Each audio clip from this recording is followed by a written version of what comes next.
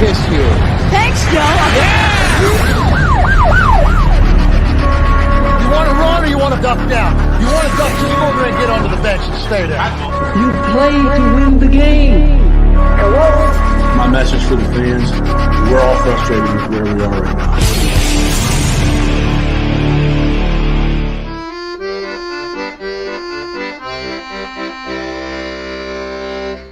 Jets, Jets.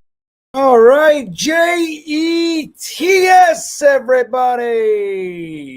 That's our team, the Jets. One thing we got that's kind of good, I'd say, even though the Jets are trying real hard to ruin it, is that Jets chant, Jets, Jets. That's us. That's our identity. I am GreenBean. Welcome to the Thursday thick of it. We'll call this one the Thursday solo of it.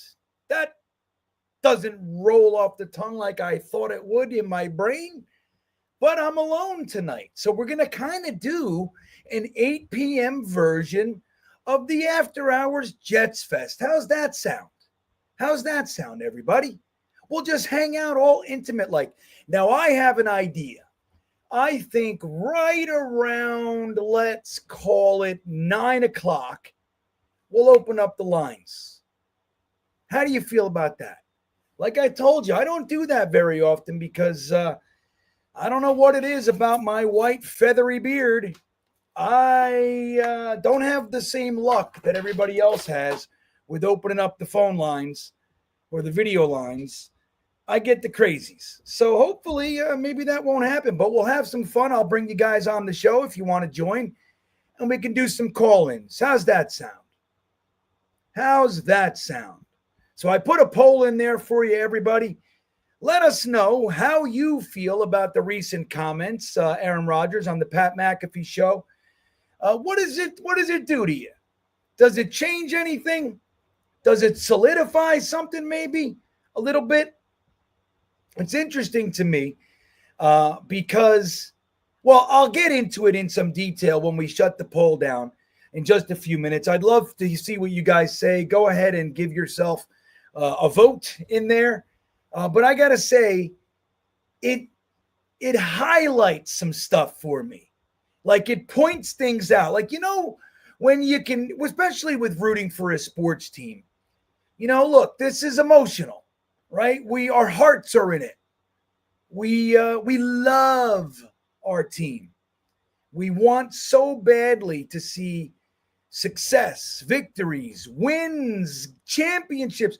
We don't get to see that. So what do we end up being? Sad, angry. We start to feed on ourselves, right? We start arguing about who's right and wrong, about the real problems, right? We get pissed off. It can ruin your day or someday. Look, if you're like me, up until relatively recently, it would ruin the first 3 or 4 days of my week. I'd be miserable. I'd go to work. Rah, rah, rah. I knew, like when you work, you're at work, who's a fan of what. You know what I'm saying? So you go to work, you got some fans, some friends, the co-workers, and one guy's a Miami Dolphins fan. This guy's a Baltimore Ravens. He always wins. You know what I mean? That kind of shit. All of a sudden you know some Chiefs fans, but when I was younger, there was literally none. You know how that goes. But when you go into work, who's going to say what to you? And you know what's really interesting about that too? Is it sucks to walk into work and, like the Dolphins win and the Jets lost, or even worse if it's head-to-head, and you got to go into work and eat the shit sandwich from the Dolphins fan guy. He's like, hey, what's up, buddy? That kind of thing.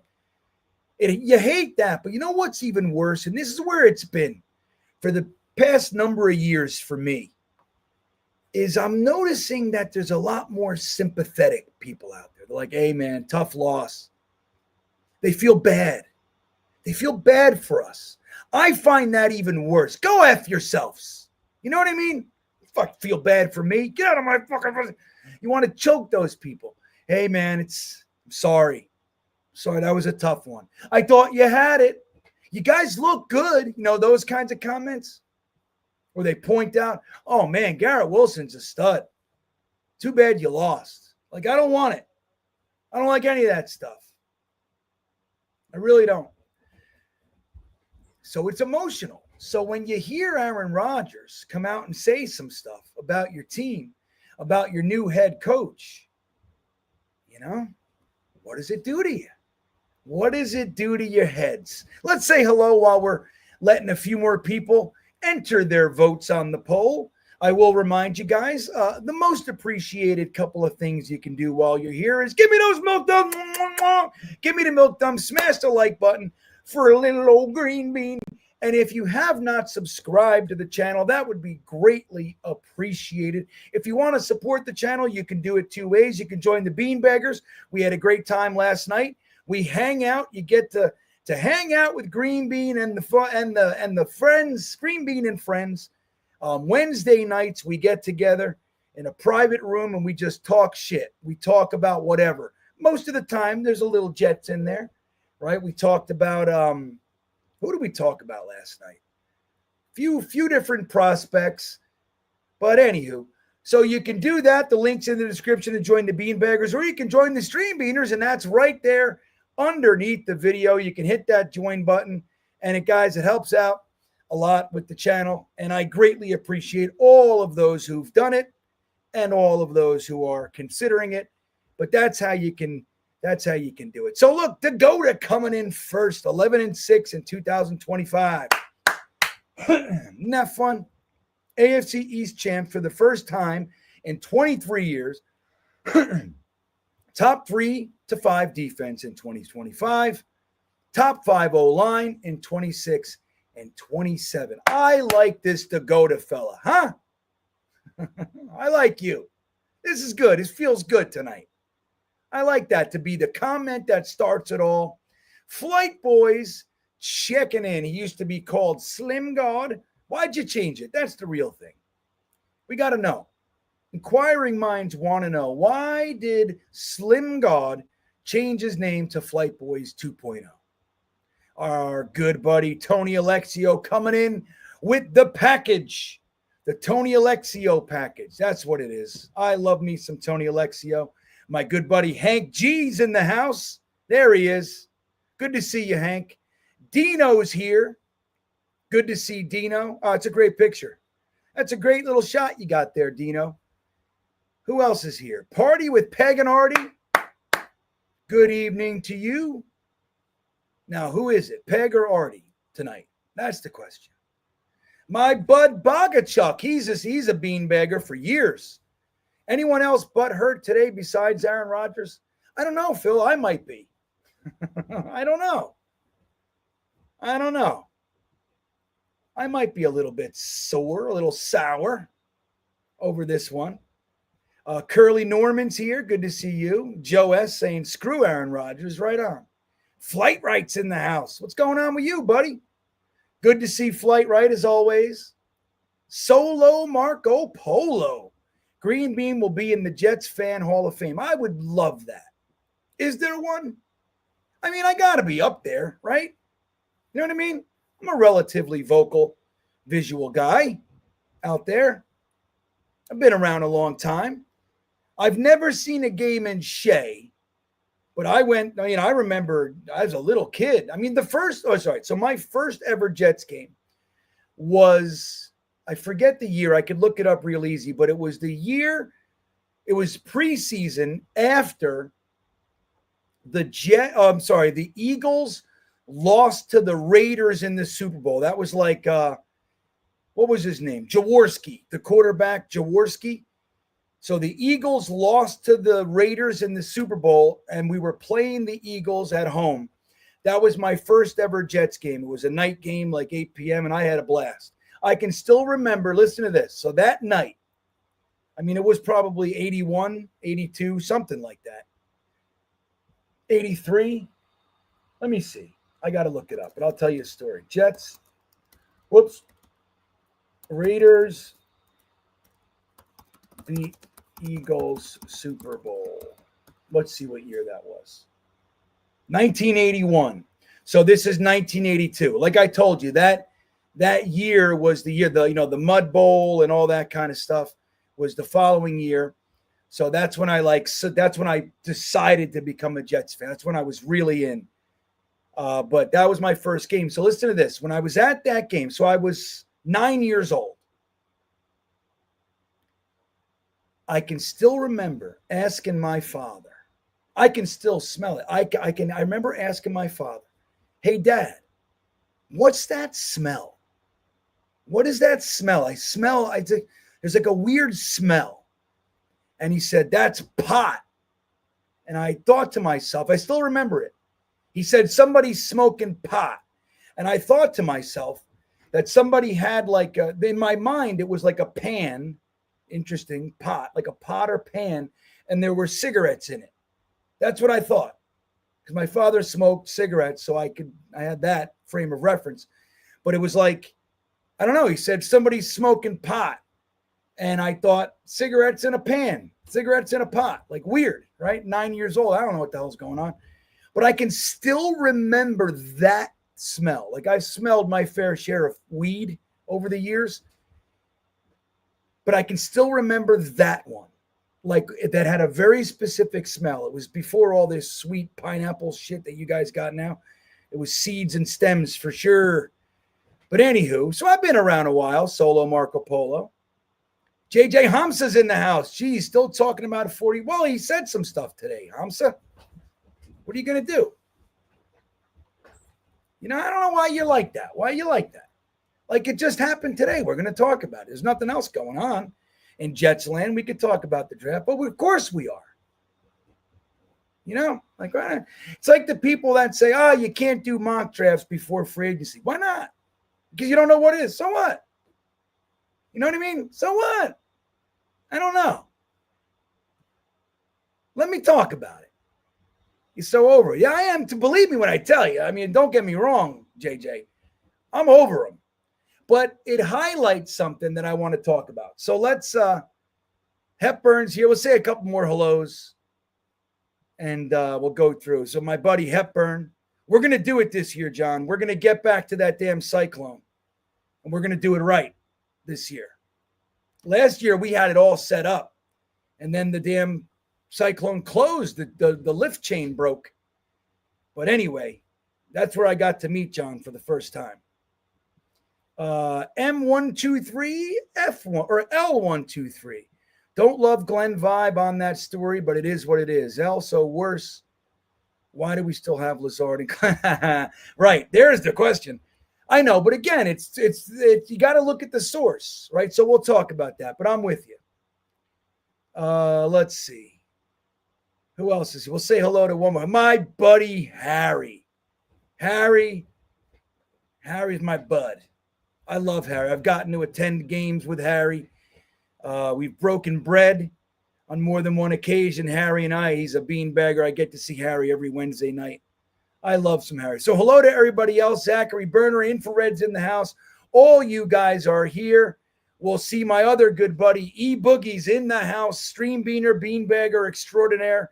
Fellas, if Warren is drafted at 4, if Warren is taken at 4 and Membu at 6, what is plan C? And GreenBean only mock draft, please. And a GreenBean only mock draft, please. Right. So here we go. What's plan C? Now let's say that there's no trade back either. Like we got to pick at 7. What do we do? What do we do? Now, I'm of the thought that we really should be going offense up top. That's my thought. Now, I love some of the defensive players that are going to be there. I mean, I love them. I love Mason Graham. I do. I don't want him, but I mean, not to say I don't want him. Like if the Jets pick him, it's going to be a good pick. But it's not the pick I want to see. And I love Jihad Campbell. I love Malachi Starks. So there's quite a few guys that I would, really love. Then you got the Mike Greens of the world. Like, you know what I mean? Like there's plenty of guys on the defensive side of the ball that I think would be amazing.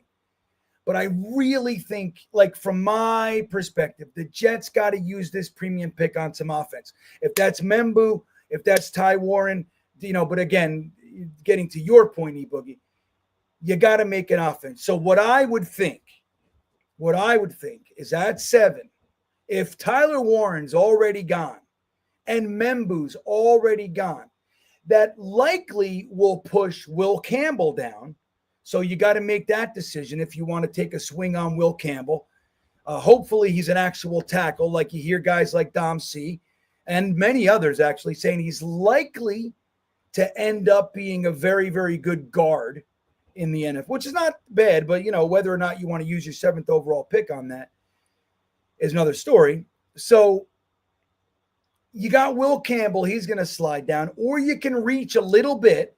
I don't think it's too much of a reach, but the way we're seeing all the mocks and everything in the big boards, maybe you go ahead and you go wide receiver, right? So if it's Tet McMillan, you go with Tet. If it's Ibuka, you go with Ibuka. If it's Golden, you go with Golden. You know what I mean? Kyle Williams, whoever it is that you think is your top wide receiver, go ahead and do that.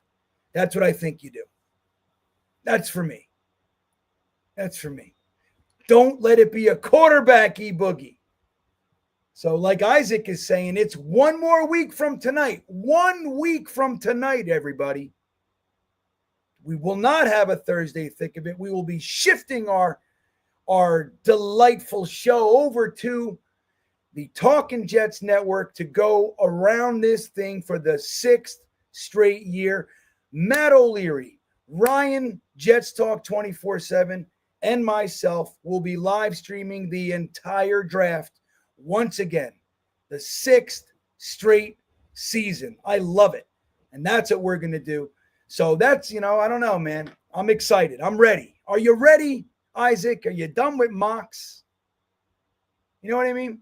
Are you done? So let's end this poll. See what you guys think about this Aaron Rodgers thing, and we'll talk about it. I'll show a clip, and we'll see what we think. If you haven't heard it yet, Aaron Rodgers was on the Pat McAfee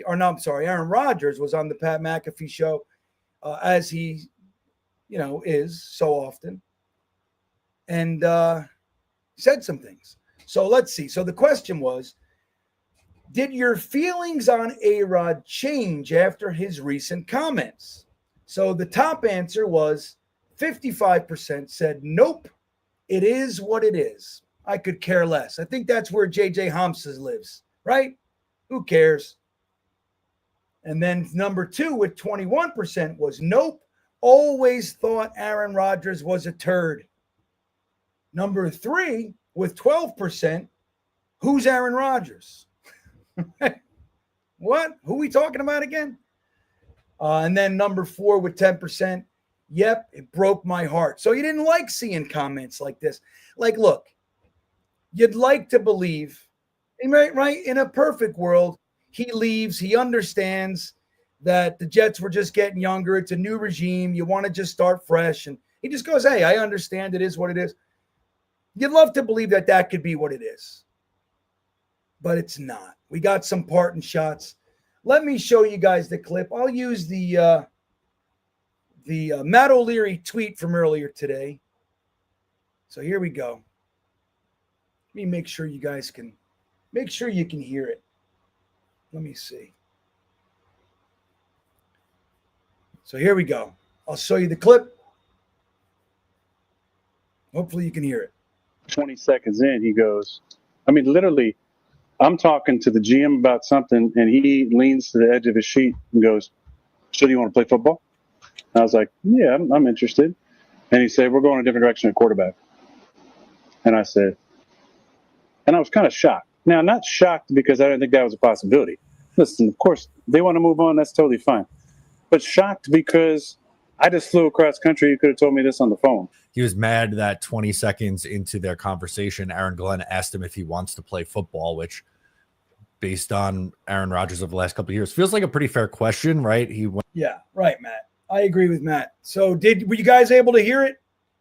You heard it, right? Let me just make sure you guys can hear it. Did you hear it? Oh, it looks like you guys did. Okay. So, you know what I mean? Like, again, you got to consider the source. There was also another comment where he said Aaron Glenn got up real quick and ran out and brought Muji in. And, like, that's what he said. Like, so it's like, It just sounds a little weird. Now, I'm not saying it didn't happen exactly like that. But remember, Aaron Rodgers is kind of known for being a little dramatic, right? Little fucking skewed, right? And I'm not going to revise history and go back and say, I always, I didn't like anything he said or did or anything like that. I wasn't the biggest Aaron Rodgers fan when he was in Green Bay. That's the truth. I didn't love him, but I was in on signing Aaron Rodgers, and I was very hopeful. I believed. Last year, even in 2023, man, I believed, right? I believed we were a quarterback away, and I believed having a guy like Aaron Rodgers, even if he's not the MVP version, I thought it was more than enough to get us into the playoffs, at least, you know what I mean? Some sort of respectable season. But, man, you got to just being objective, being honest. You got to acknowledge that the guy as a source for what happened, it's definitely going to be, there's a high probability that it's skewed with his emotional whatever. You know what I mean? So that's where the poll came from. So this is what's interesting about it. And I'll get to I see a couple comments. We'll get to those in just a second. Thank you guys for the super chats. So here's my 2 cents on the matter. Number one, Matt was going to go on to say there, Aaron Rodgers said, well, why didn't you just, if you're only going to meet with me for a few minutes, why did you make me fly all the way to hell over here? And he said, on my dime, to have that conversation. Why wouldn't you just tell me on the phone if that's all you were going to say? Now, I get that, but at the same time, if that happened, you know what you weren't even man enough to meet me face to face.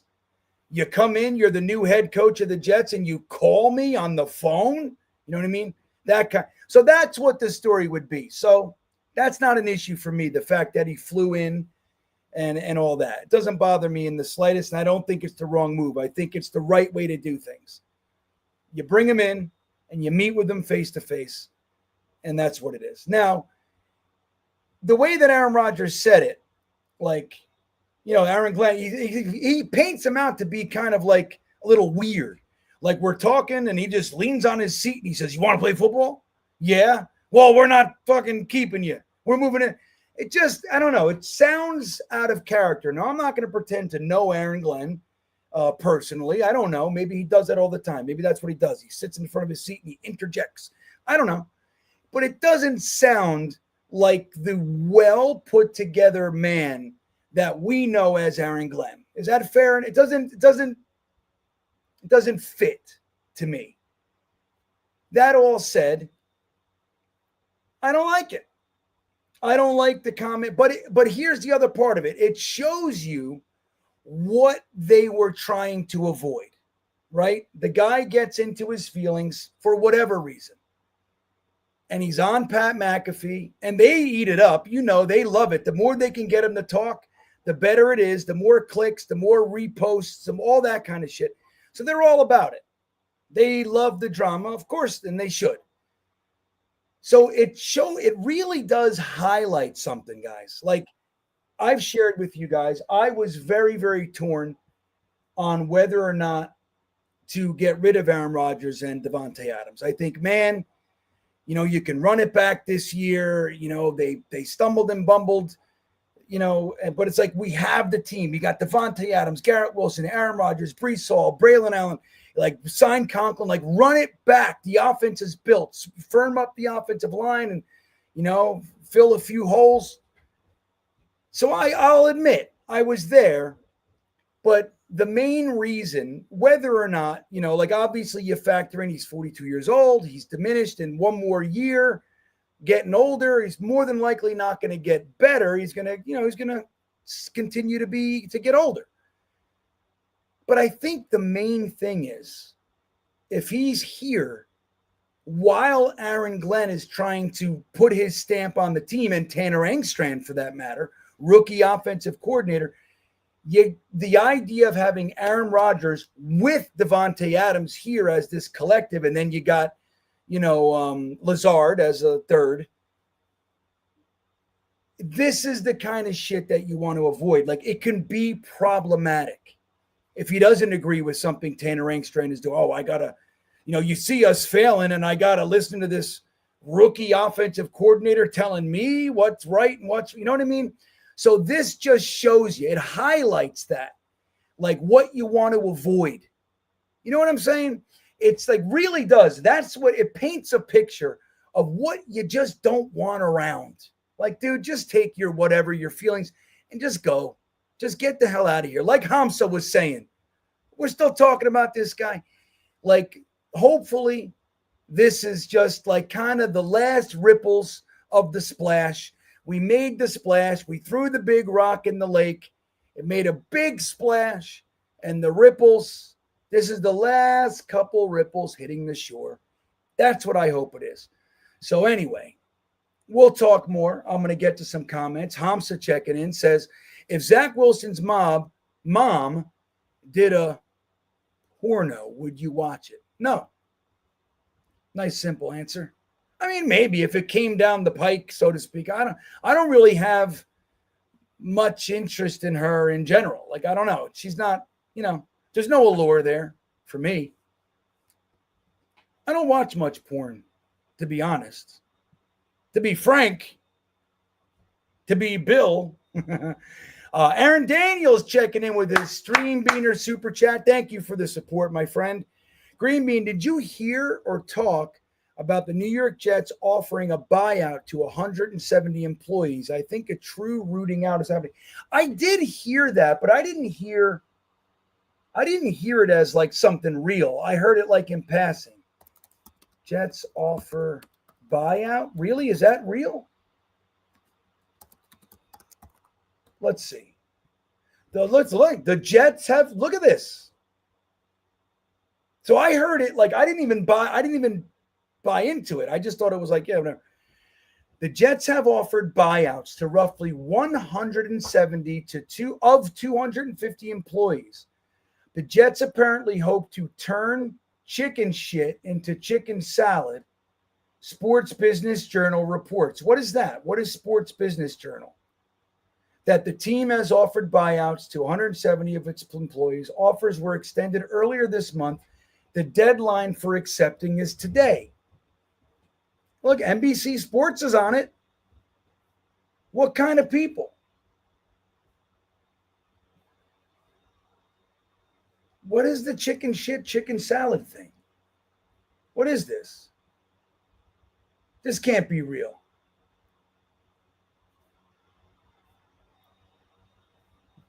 I don't know what this is. Is this real? Am I in like a virus land or something over here?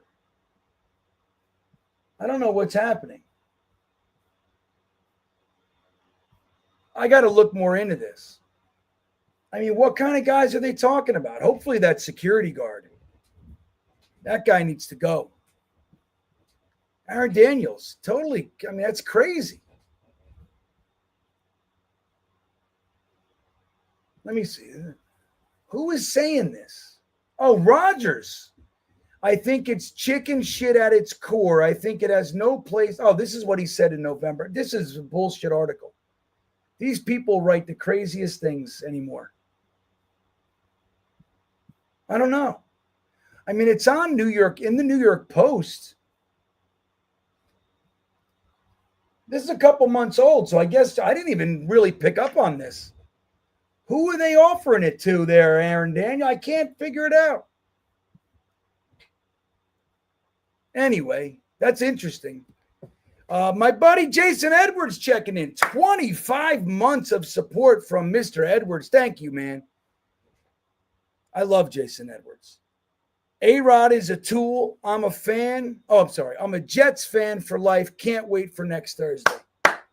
Well said. Well said, buddy. I know what I mean. It's like, that's the stuff. It's just like, all right, man. Like, can you just shut up? But he won't. It would suck to see everything turn like really sour, that there's stones going by. I don't want to see it. Just, you know what I mean? Take the high road. Let him feel and talk and say what he just leave. Just go away. Like Jets Chaos says, look at this guy. I'm glad we can move on now. Right. Hopefully, even the folks that were like hanging on to the, we shoulda, woulda, coulda kind of thing with Aaron Rodgers, which I get.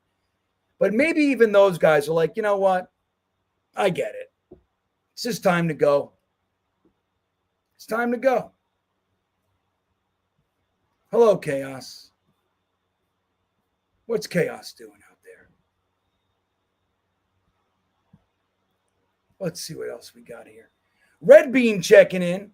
Says Aaron Rodgers, president of the I've got absolutely nothing better to talk about club. What do you mean, him or me? What are you saying, Red Bean? I mean, look, as far as that goes, it's a Jets YouTube live stream, and this is the news that came out. So we're going to talk about it. But, yeah, you know what I would think Aaron Rodgers is the president of? It's everybody else's fault but me club. Not to say that he didn't take ownership at times. He does. But really, even when he does that, there's always kind of an idea, too, that he's really blaming other people. Like, he really does that. And hey, look, maybe he's earned it, right? He's a 4-time MVP, 2 of those back-to-back. He's a Super Bowl MVP. He's, one of the greats of all time. Truly. So maybe he's earned it. I don't know. I just think the high road. The high road is better. So Robert Taglia says, as soon as you said the chicken salad thing, I knew it was Florio. Why, is that a thing he says? Or does this sounds like him? I'll tell you, I haven't read like real beat stuff, like our beat reporters. Like I see tweets and things like that, but I haven't like sat down and read an article from one of the beat in a long time. It's been a long time. Where years ago, that's all we had. So we would just read, we'd get the Post, you get the Daily News, you get the Daily Record was kind of shitty. But the Star Ledger, they were pretty good. So you go get the Post, you go get the Daily News, you get the Star Ledger, and you read your Jets news. You know what I mean? That's how we did it for years. Every day, you'd go get the Post, 50 cents for each. Remember those days? Robert, are you old enough to remember those days, buddy? So let's see here. Hennessy checking in, another awesome dude. You guys are the best. This is like packed full of amazing dudes. I love you guys. So Hennessy says, I hope Pitt has their first losing. Wouldn't that be something? So like if Pittsburgh, they're clearly waiting till at least the draft. That's what it looks like to me. See if they can't get their guy. Who's the Steelers quarterbacks on the roster right now? Let's see. Steelers depth chart. Steelers depth chart. Let's see what they got at quarterback. So they got Mason Rudolph and Skylar Thompson. Look at that. It's not the best crew. Mason Rudolph had looked like he could have himself he had a shot, but I don't know. Right now he's their starter. I don't think that's what they're going into the season with. But so they're bringing somebody on, right? So look, it looks like they're gonna wait till the draft, see what they can put together. But if they do sign Aaron Rodgers, and even if they do draft somebody, that doesn't preclude them from signing, right? They could still do that. But let's say they bring Aaron Rodgers in. Wouldn't it be delightful? Because number one, I'm dying for the Steelers to have a losing season. I'm just so filled with hate and disdain, right? Maybe you could call it jealousy. I don't know. Maybe. But I love a perpetually good organization to flounder for a little bit. I like that. Right, Sarketti? Don't you like it? So it would be really fun if the Steelers sign Aaron Rodgers and he goes over there and they end up being 8-9 and missing the playoffs. Maybe that's what we'll, you know what I mean? Maybe that's what we'll see. Wouldn't that be fun, Hennessy? Would you like that? I'd like it. Yep, so I'll remind everybody, Hepburn did a good job of doing it. So at 9 a.m. or probably 9 p.m. actually, maybe, we'll see. Around 9 p.m., we'll open up the lines and see if I can have better luck. Because I do not have the luck of Jake Asman or even Ryan or any of these fellas that take calls. I get all the fucking buttholes that call and show their buttholes. Which, quite frankly, I'm not in the mood to see buttholes. Right? Can we agree on that? Red Bean checking back in. Thank you, buddy. He says, after 5-12, if I had asked Aaron Rodgers if he wanted to play and got a flimsy, I'm interested, I'd have cut the combo short too. Maybe that's a great point.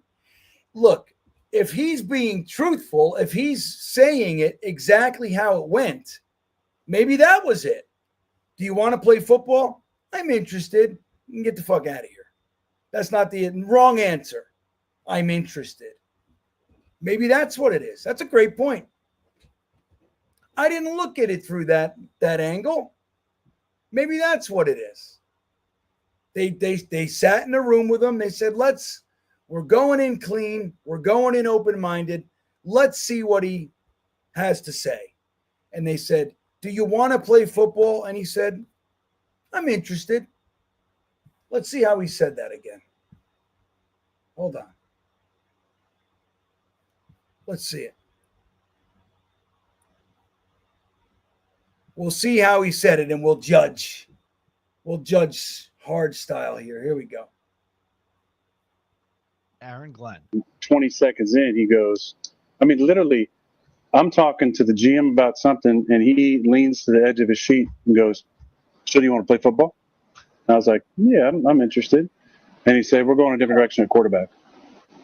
And I said, yeah. Right? like, yeah, I'm interested. Yeah. I don't know. What do you got? I could be bartered with. Maybe that's it, Red Bean. Maybe you're nailing it. Maybe Red Bean figured it out. That's what it was. That was an honest question. And they said, hey, do you want to play football? And he said, I'm interested. What do you got? What are you going to do for me? What's in it for me? You going to keep Hackett around? Because I need Hackett. You going to keep Lazard? Because I ain't going on any field if Alan Lazard ain't with me.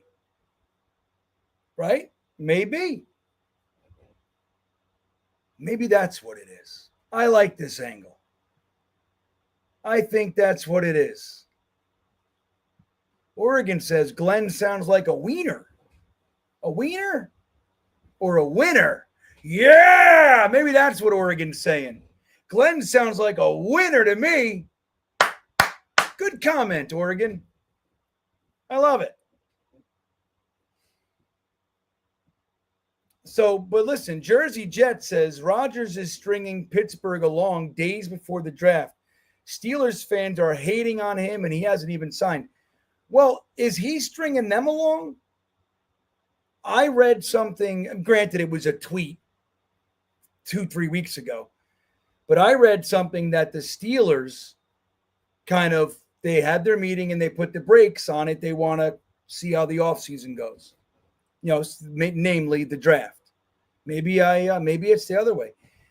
But that would be something, right? If they said, hey, if they put a contract offer in to his agent and he's just dragging his feet, I would think the Steelers are like, you know what, dude, get the fuck out of here. And then he goes on McAfee and he's talking shit about the GM and the Jets. And right? I don't know. I'm with you, Havmo. I think it sounds silly. Like it just sounds like a not real conversation. He said, I'm telling you, 20 seconds into the meeting, Aaron Glenn leans up and goes, you want to play football? Hey, you want to play football?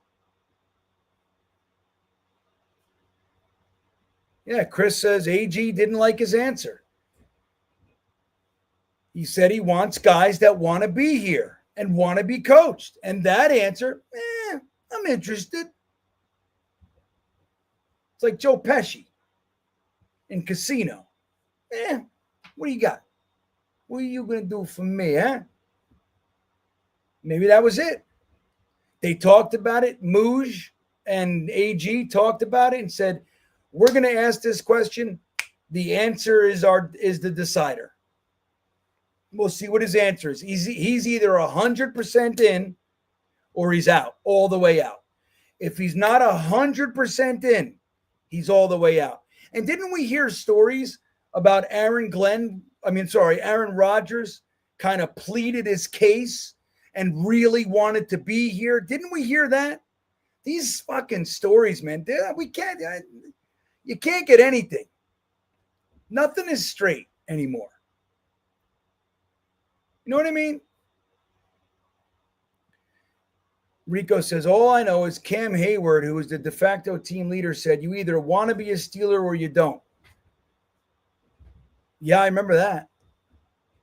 We talked about that. So, yeah, he's like, think about it. He's not even there. And you got players that are a little frustrated and aggravated. And then you got fans that are frustrated and aggravated. Sarketti says, the writers here say the team is fed up.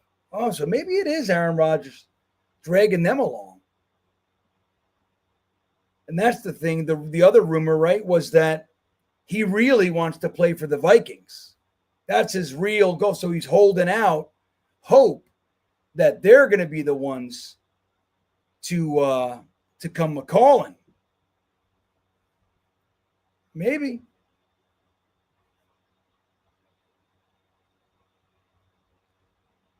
Yeah, Chad, I'm with you, buddy. We got to tone it down a little bit, myself included.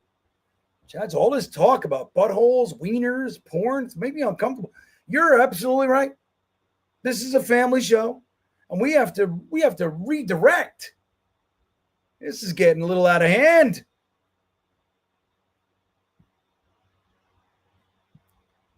That would be fun too. I mean, look, and I don't like rooting against, because look, Aaron Rodgers, say what you want, whatever it was, right? It was a big failure. But I thought, for the most part, he was really trying. Like, I thought, I bought into the idea that he really did want to turn the franchise around. Now, that could be self-motivated, but I believed, at least in part, he said, look, this fan base is tortured. So we're trying to change it. You know what I mean? So I'd like to, I don't want to necessarily throw stones at him, root for him to be, hurt in any way. At the same time, it would be kind of funny if they said, you know what? The Vikings say, look, we're going with the McCarthy era. And the Steelers say, you know what? We're just going to draft Jalen Milroe or Jackson Dart or whoever the hell's there.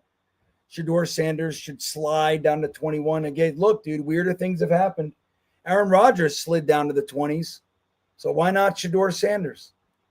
T. Rivera checking in. Thank you, my friend. He says, Bean, I mean, this dude was spoiled in Green Bay. Also, our dumb owner went and rolled the damn red carpet for him. But it stopped with Glenn. No one can undermine me here. And wonder if Saleh players warn Glenn. Let me see. I lost you a little bit there on the end. But I'm with you. Even look, when he got here, and it was highlighted by Hard Knocks, right? So we were put out, like whatever the whole experience was put out front. We got to see the Jets, who were supposedly a quarterback away. Hey, buddy. Hi, puppies. Hold on a second. Hi, dogs.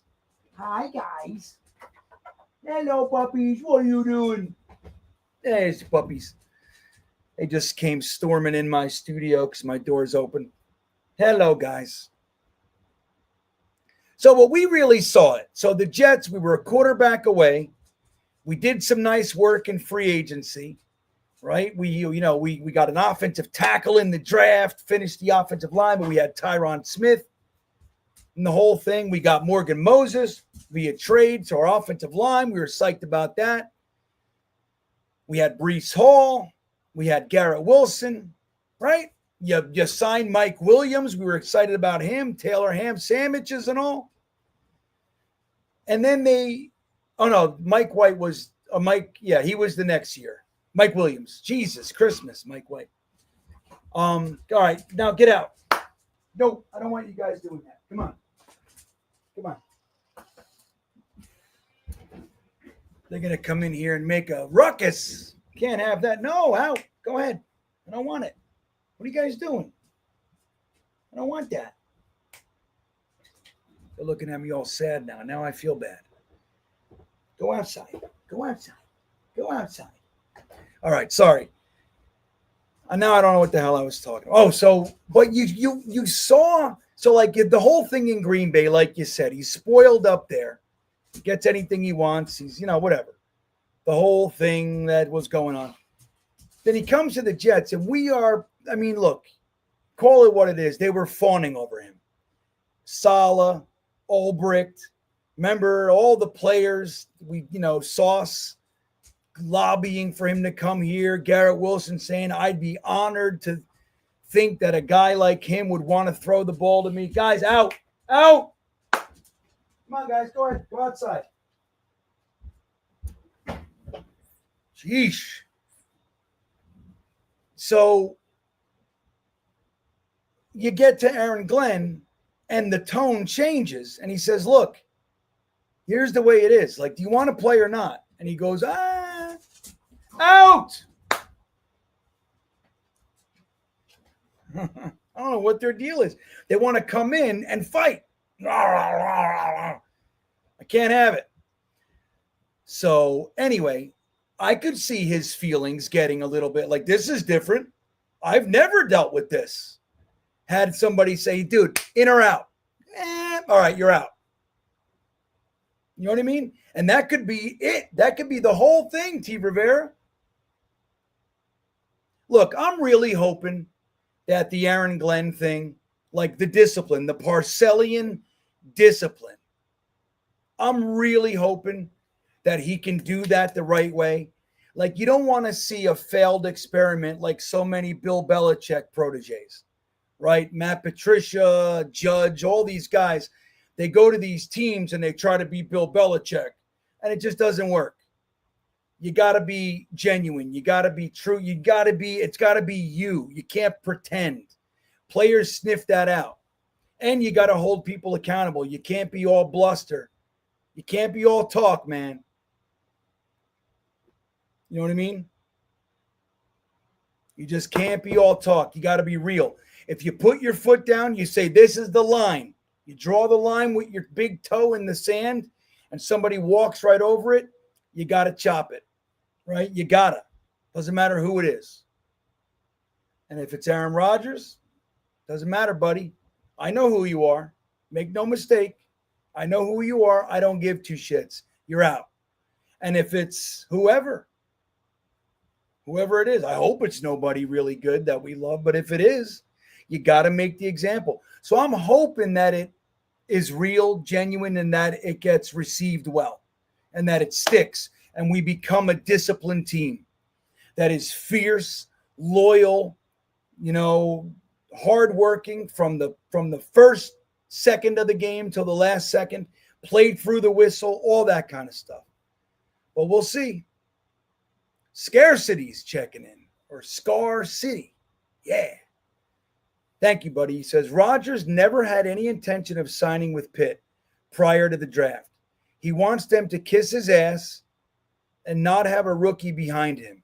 He needs to be wanted and catered to. Tomlin won't give in. Think you're on to something, Scarcities or Scarcities? I'm going to call you Scarcities. I go back and forth because I look at it, it says Scar City. I like that too. But Scarcities, I think that's a part of it. Like, whether or not it's the whole thing, I don't know. But I think that's part of it. He wants to be wanted. He needs to be wanted. He does have that ego. I don't think there's any real debate. And even though he does all the spiritual work and all that, I'm sure it's tempered it somewhat. There's no way not to. But still, he wants to be wanted. That whole thing, let's prove that you want me. Which, again, if he has that meeting with Aaron Glenn and Muji and they're just not into it at all, it's like you're just another player.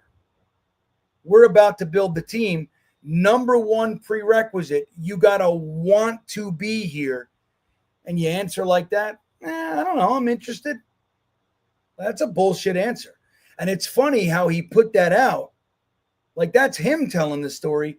I don't think he even realizes that that's how you answered? Really? So that's the question, and that's how you answered? Not so good. It doesn't paint the picture of somebody who's like, no, dude, I'm pissed about last year, and if you give me the chance to make it, to make good, me and Garrett and Devontae and Brees, give me that chance. I'm going to fucking make the NFL pay. That kind of a thing, that kind of an answer, maybe that changes everything. Maybe that's a whole different conversation. Right? I don't know. Thank you, buddy. Arbiv checking in. Good to see you, dude. How could anyone be all in? If you know nothing about your boss and the new management, Rodgers was reasonable wanting a conversation. Well, look, I think you're right, wanting a conversation, but it's still, look, I don't think it's so hard to be all in. I don't think so at all. Are you all in on the Jets? You've been here for 2 years. The first year obviously was cut incredibly short because of the Achilles injury, because you held the ball too long. But you played a full season. Are you in or out? We're a new regime. We're going to turn this thing around. Last year, the last couple of years, well, since you've been here, accountability was non-existent. We're changing that. Are you in? I mean, again, like you said, I agree. There's nothing wrong with wanting a conversation. But for them to have the conversation to say, dude, are you Jets or not Jets? I don't think there's anything wrong with that. And I think that's perfectly acceptable.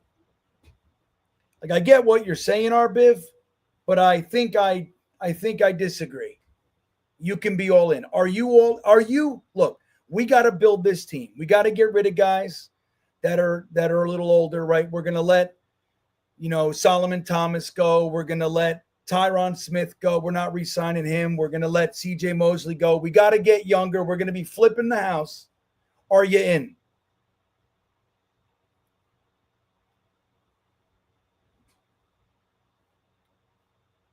You know what I mean? So I don't know. I don't think I agree. The second half I do. He can absolutely want a conversation. But that answer, I don't know. What do you got? What are you going to do? Like, look, you're under contract. Is this the team? Am I going to get 100%? I mean, they could have just said, look, of course you're the quarterback. Go fuck yourself. You're under contract. You know what I mean? They could have did that. T. Rivera gifting 5. Thank you, Arbiv. Gifting 5 StreamBeaner memberships. Thank you, my good friend. Let's see who the recipients were. We got RB, Ryan Rivera, Jersey Jet, Rob Grunow, and Flight Boys 2.0, previously known as Slim God. You guys are the lucky, fortunate recipients of T. Rivera's kindness tonight. Amazing. Thank you. Give some loves in the chat for T. Rivera. Here we go. Here's a bunch of hearts for you, buddy. There they go. All right, who else we got here? So many comments. You guys are rocking it tonight. So we got PJ Hudson, PG. I've known PG for years. Even before like I had a channel. I remember, I don't know if you remember this, PG, but I would actually, there have been YouTube videos that I have had discussions with you as a commenter years back. I'm telling you, you've been around a long time. I always see you. PG Hudson. It's good to have you, man. So he says, the Jets should have known from the Dark Place saga that Rodgers was all about himself. Saleh couldn't handle it. Too much separation from the rest of the team. It hurt morale, just like Brett. Yeah, dude. I mean, you know what it is, PG? They took a swing. You know what I mean? They took a swing at they went big fishing, big game hunting. And like we talked about, think about what preceded this is that the Jets had a season where they were 7-3 and then lost the rest of the games. 7-3. And a lot of that was because of the quarterback situation, right? You can't deny it. You can say what you want. Our defense was lights out. We had Breece Hall. You had Garrett Wilson, rookies. They were balling out. I think they were rookies. But they were 1 year, not 1 year, one quarterback. It looked like you get a couple pieces, but if you can get a quarterback of Aaron Rodgers' stature here, this team can really do things. I mean, it made sense. So you're willing to overlook some of those things. Like, we can deal with a little bit of personality, can't we? I mean, shit, we got Robert Saleh, the great motivator. He can take care of it. He's the guy. And we had a good house for the most part. Like our guys, we didn't have any real punks. They traded Elijah Moore the year before. Or maybe it was right after that season. So, we didn't have, a bunch of punks in the house. We had a good house. We had a good clubhouse overall. C.J. Mosley was the leader, right? And you had, the Jermaine Johnsons, right? Yeah, so you had, the Jermaine Johnsons and, Garrett Wilson, Breece Hall. You had all those guys. Sauce Gardner, DJ Reed came. You know what I mean?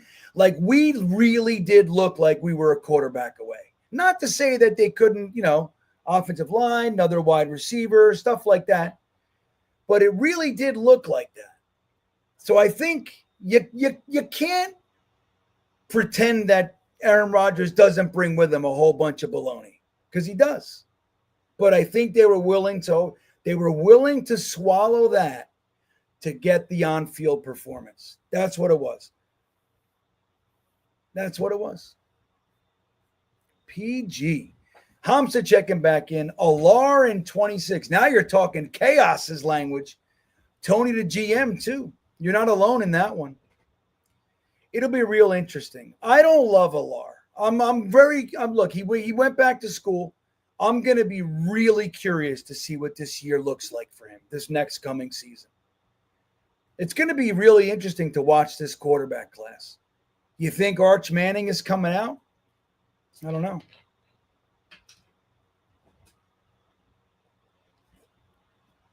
Rico says, I bet the real way it went down was A-Rod was BSing about some random shit, and AG lost it and said, look, do you want to play football or not? And how casually A-Rod answered was the last straw. That makes sense too, right? A-Rod's in there talking about conspiracy theory. He's like, the Tartarian Empire, which, by the way, I love that shit. So I'm definitely not making fun of it. I love it. I eat it up. The pyramids and ancient lost civilizations and all. I love that shit. But he's in there just shooting the breeze about the Tartarian Empire. And Aaron Glenn said, dude, enough. I'm busy. But Aaron Rodgers said it was 20 seconds into the meeting. Think about that. That's what he said. Now, is that a detail that you want to hold his feet to? Probably not. But that's what he said. 20 seconds into the meeting, Aaron Glenn sat on his front of his chair and said, do you want to play? So I don't know.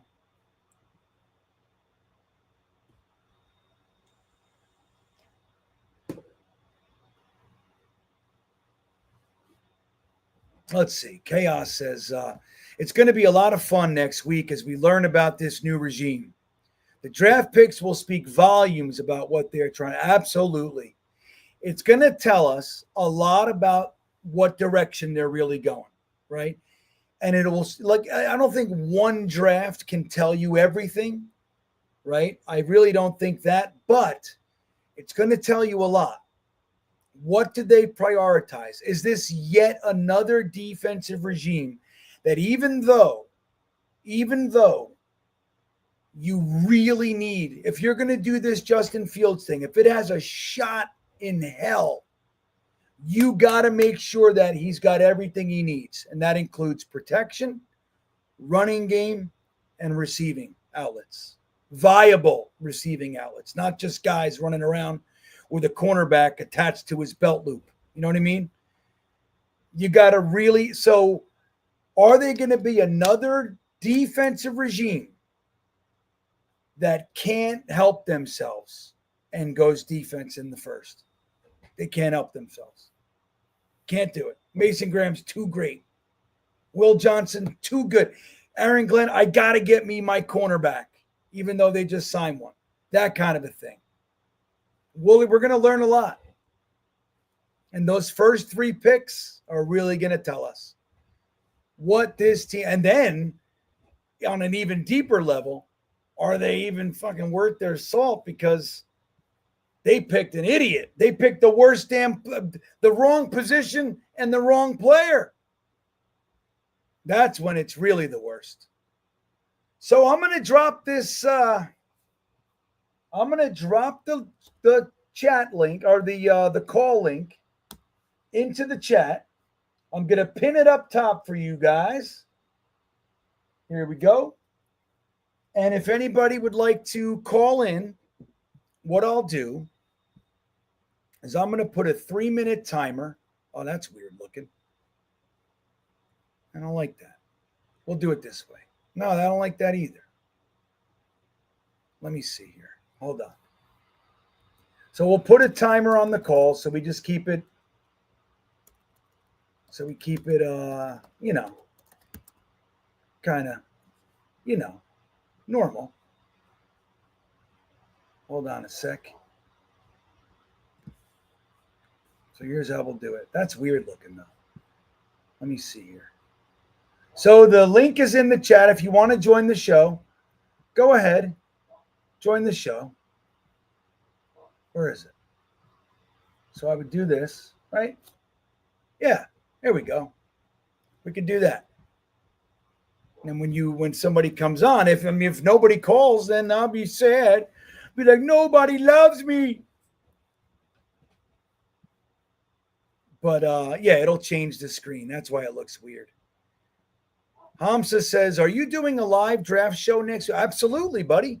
So this is the 6th straight year that the Talkin' Jets crew will be doing our draft live stream. We start from about an hour before the draft on Thursday night.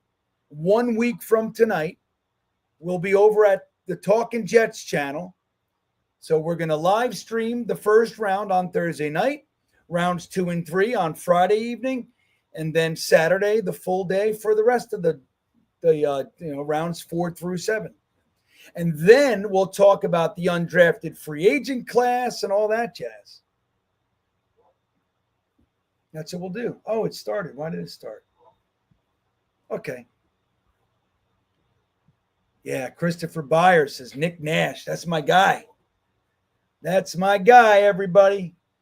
I'm telling you, I really, really hope the Jets pull Nick Nash's card in the 4th, 5th round. Let's say 5th round. We have 2 5ths currently. I would love to see the Jets send up the card with Nick Nash's name on it because he's going to be good. He's going to be good. He's never going to be Justin Jefferson. That's not what we're looking for. But he is still on the ascend. He was a quarterback. He's still, he's newer.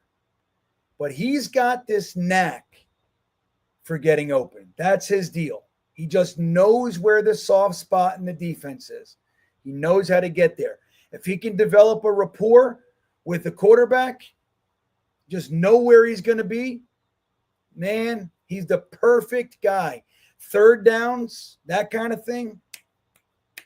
A possession receiver. We need one of those. You need a reliable possession receiver. Let's see what else we got here from you guys. You guys are awesome. Let me see here. What is this? Hold on a second over here.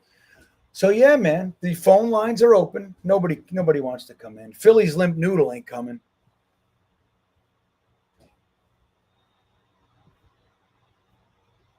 What's this?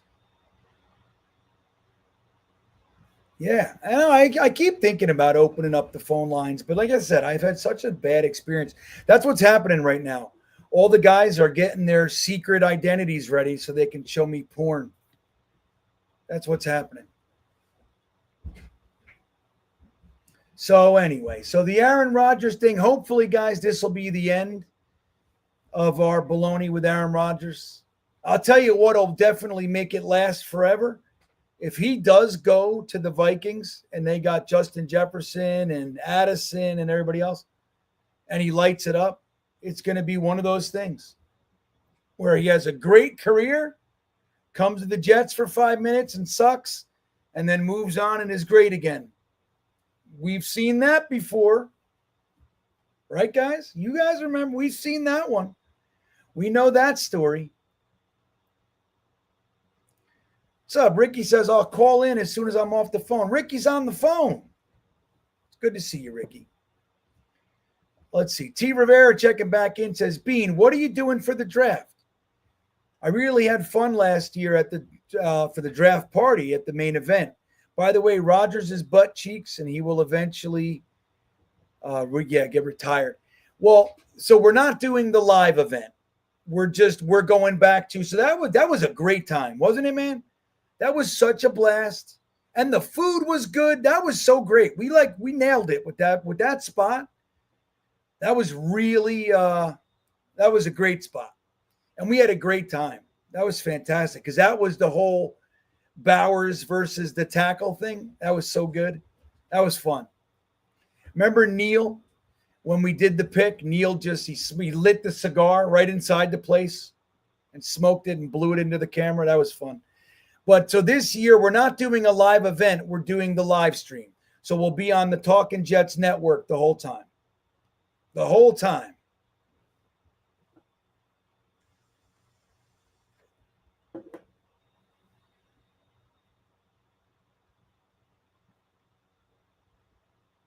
So, yeah, it's going to be a blast. So, all right, we got our first call. Let's see if his camera comes on. Got to have the camera. I got to see you. I got to see the face there, friend. There you go.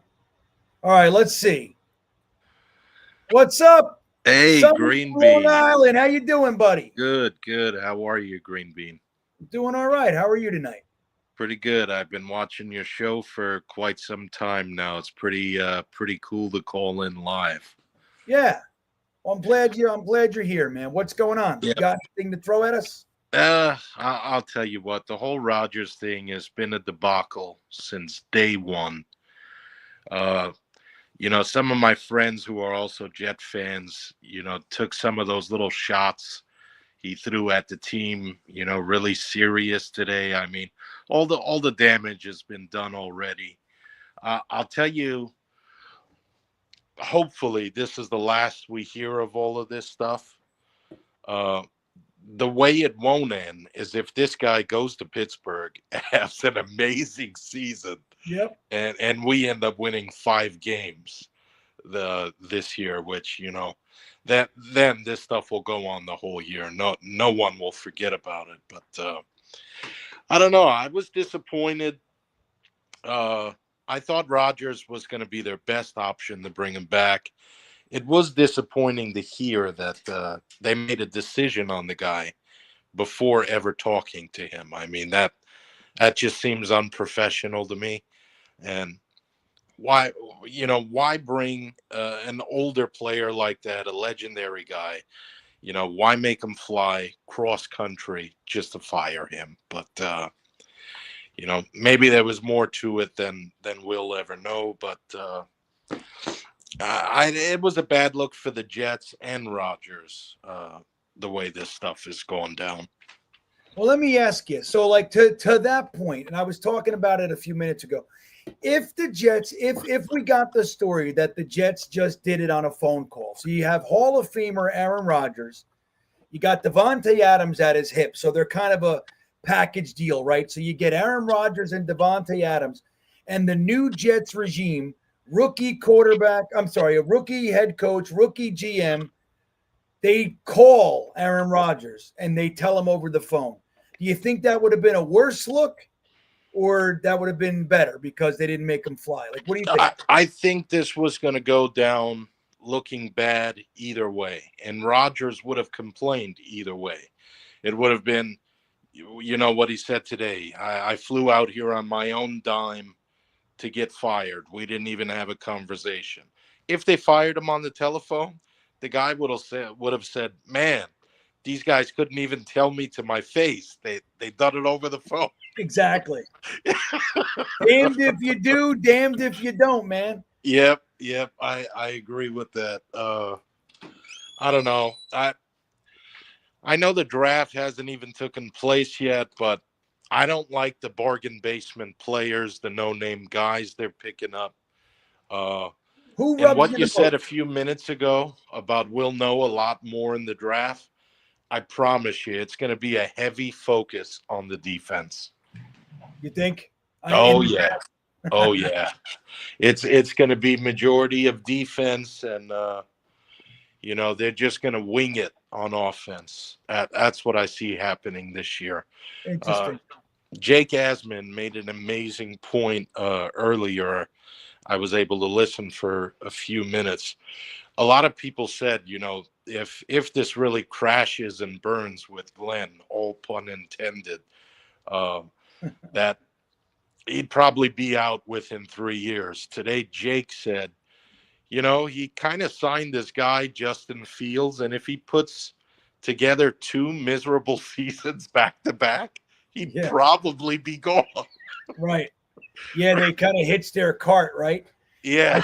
On that one, I think they really gotta, like, if they play this year and Justin Fields is miserable, right? He sucks. He's inaccurate. He's fumbling. He's throwing picks. Yeah. You gotta pivot next year. Like, you have to get a quarterback in next year's draft. You can't drag it out another year. Saying it's like what they did with Zach, right? Like, no, we believe in him and blah blah.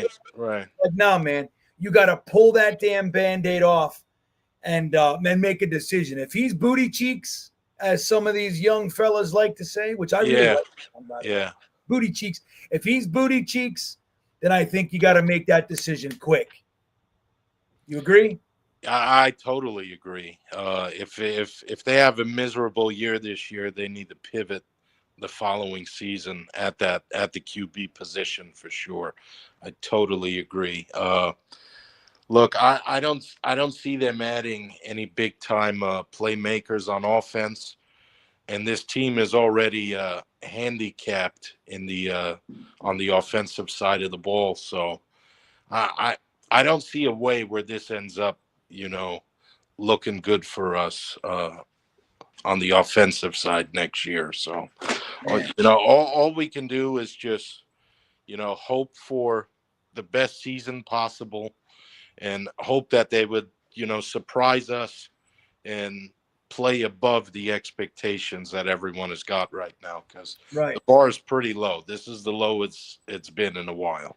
I agree. And I think that's when you have the chance to surprise a little bit too. Lower the expectations. Don't put us on fucking 6 primetime games.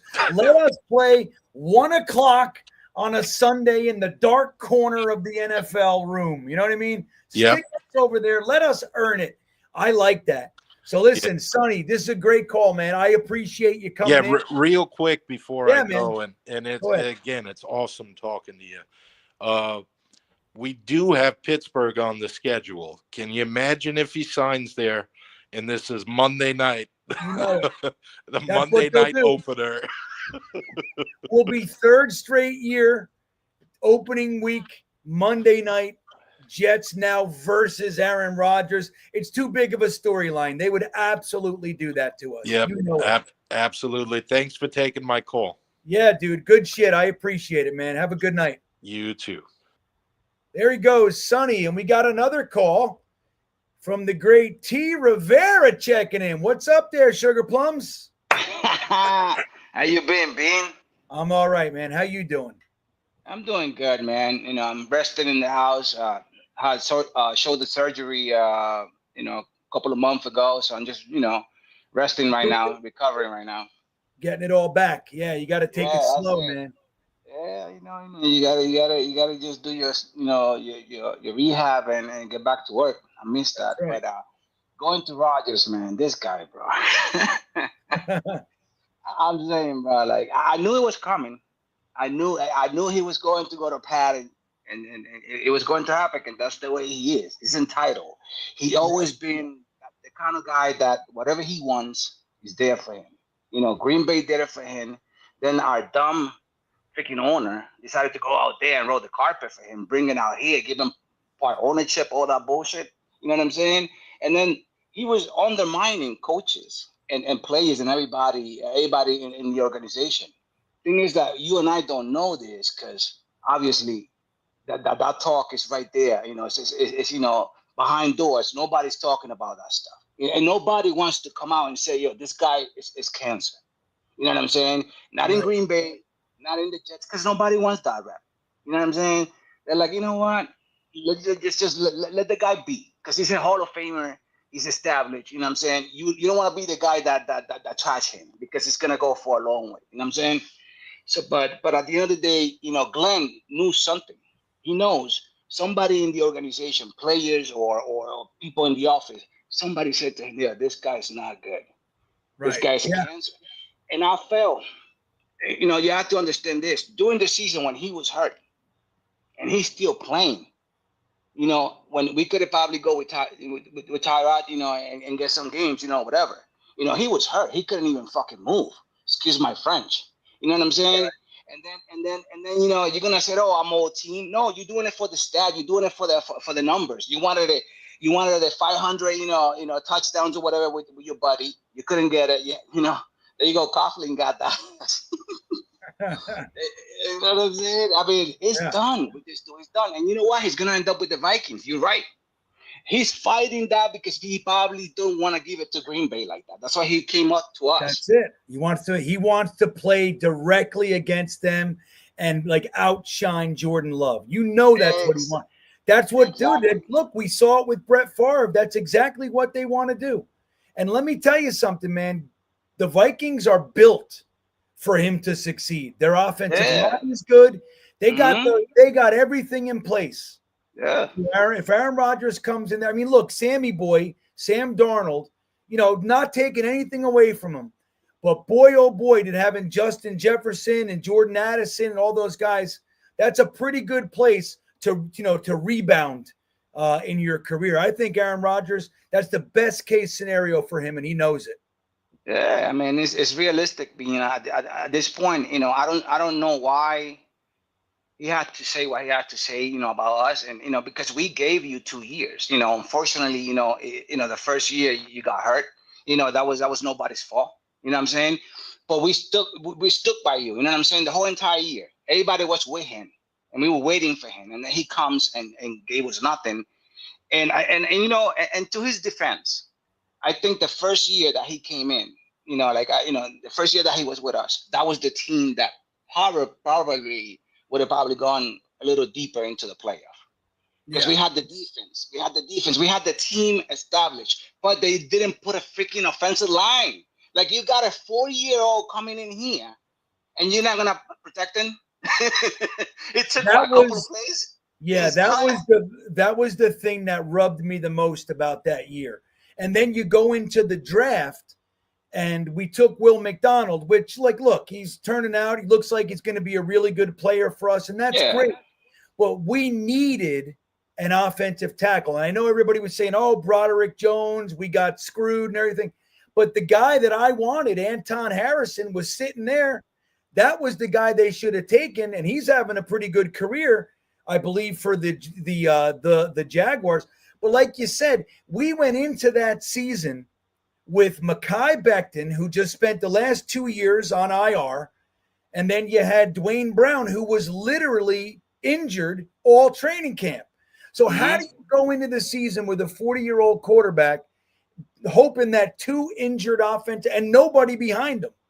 How do you do that? That was the thing that pissed me off the most about that offseason with Joe Douglas. I was like, I don't understand how we could. I mean, every year that he was here, Joe Douglas, the offensive line was an issue. How do you then get Aaron Rodgers and not make sure at all costs that friggin' offensive line was fixed? They were like, and Douglas, they gave him 6 years. The guy is incompetent. I mean, that's it. And, and to finish here, to let you go, Beans, it feels different with this new regimen. You know what I'm saying? It feels different with Glenn and Muji and all these guys. I think we have to start humble. We have to start from the bottom. The way they're doing it right now, they bring in a bunch of young players. Just bring talent, go through the draft. We don't need to have any expectation. The way to build is this way. It's from the bottom. You get the player, you go through the draft, and you bring the players. Don't make any splash. They're doing a great job. You don't need anybody. Why would you go sign somebody, spend a lot of money? No, save your capital. Save your money for next year, because next year the draft is going to be better. There's going to be a lot more opportunities for everybody, for our team to get better. And then at that point, your identity, and hopefully, Fields work. I'm hoping. I'm hoping that something happened, and and we strike finally. Because the one thing that you and I can agree is that this whole entire, history of the New York Jets, we haven't been able to develop a freaking quarterback. And how incompetent can a freaking organization, owner, and anybody else can be? We can't develop a dang quarterback. Like, why? Right. Yeah, it's crazy. And the owner, and then I'll let you go, T. Rivera. The owner's got to, like, if Woody Johnson, when he's interviewing coaches, has to say, look, all right, no matter what philosophies you're going to have, here's what I require. I want you to make sure that the quarterback coach, offensive staff, that we have everything in place to develop a damn quarterback. It can't be like, look at what the Jets did. Like, so we drafted Zach Wilson, number 2 overall. Oh my God. And our quarterback coach was Rob Calabrese, a guy who'd never done it before. Now, granted, they did have what's his name? The guy who passed away. I can't believe his name is escaping me. Knapp, something. Knapp, something right? like Thank that. you. Right. Yeah, so granted, he was here, so that was the plan. But he died 1 year later. You got to figure this out. They never really adjusted. Rob Calabrese was the quarterback coach the entire time. I don't even think being that even Knapp would have helped. This kid, Zach Wilson was not. Maybe not. Listen, you cannot make chicken soup out of chicken shit. And that's that's the whole thing, bro. Like he's not a quarterback. He's a backup, maybe, whatever. But that kid didn't have it. And I don't, that's it. It's over. It's just like maybe Sammy. I wanted a Sammy, but hey. Yeah. But you still gotta have everything in place to do it. And the Jets just never do. It's also like, it's always like, it's not prioritized. Defense. Yeah. Defense always. And that's all it is. Defense. I mean, aside Bill Parcells and maybe Herm, that they did a good job, whatever, for the years they were there. Hasn't been like, like progress. It's just like it feels like they go defense and then they forget about the offense. They don't. I mean, it's crazy. Yeah. So all right, T. Rivera, good shit, man. Thank you for calling. Nice to have you on. This was of course, fun, bro. Man. All right, man. I'll talk to you later, man. Have a good night. All right, brother. There he goes, T. Rivera. I'm going to bring on our next one right after I just read this real quick. So Sam Aiken checking in says the way Brady handled himself in Tampa is the opposite of what A-Rod did here. Why are we still? Well, we're talking about him, Sam, because he was on the Pat McAfee show today and said a bunch of shit about the way Aaron Glenn and Muji handled the exit interview. So that's what we're talking about. But yeah, I mean, I think in his defense, Aaron Rodgers came here and he was, I mean, he gave a $35 million pay cut. You know, he did a lot of, I mean, he was good. We were excited and for good reason. He came to all the OTAs and all that kind of shit. Granted, last year he missed 2 and we fucking freaked out, like whatever. But I think he was pretty good. You know, I'll give him that. But obviously, look, winning cures all. So if he would have won here, all the little nuances, all the little tidbitty kind of shit gets swept under the rug. But when you're losing, everything gets a lot bigger. It gets under the magnifying glass, as they say. So I think that's more what happened, Sammy. But yeah, man, thank you for the super chat. I'm going to bring on the world famous Ricky from New York. What's up, Ricky? How you doing tonight, my friend? I'm doing okay. I know you said you were worried about buttholes calling into the show, but here I am. Sorry. There you go. I got one. But this is the kind of butthole I like. You know what I mean? It's okay, the other good, one. Good. Before I get to my Jets take, which I do have one, I just wanted to say thank you to some people in the chat and people who reached out to me today. My half brother works at Florida State and my sister-in-law too, and they had an active shooter there today, and 2 people lost their lives and 5 more people got injured. And my brother, I guess they had to shelter in place for a couple of hours, and he said he could literally hear the shots cracking off in the distance. And so I'm glad he's okay. Thoughts go out to the people who weren't so fortunate. But that's just a crazy, crazy ass story. The kid who did it apparently got a hold of his mother's gun, who was a Leon County sheriff's deputy. So the deputy's service revolver got used in the shooting today. Just crazy world we live in. So it really is, man. It really is. Well, so your relatives are safe? Yes, they're all okay, thankfully. That's good news, man. I'm glad to hear it. That's a crazy story, man. Yeah, like I had no idea what I was walking into today when I got home. But at any rate, as far as the Jets go, and I got a couple of takes about this. For all the people that say, I don't know why we got rid of Aaron Rodgers. Aaron Rodgers was on Pat McAfee today, and well, there you have it.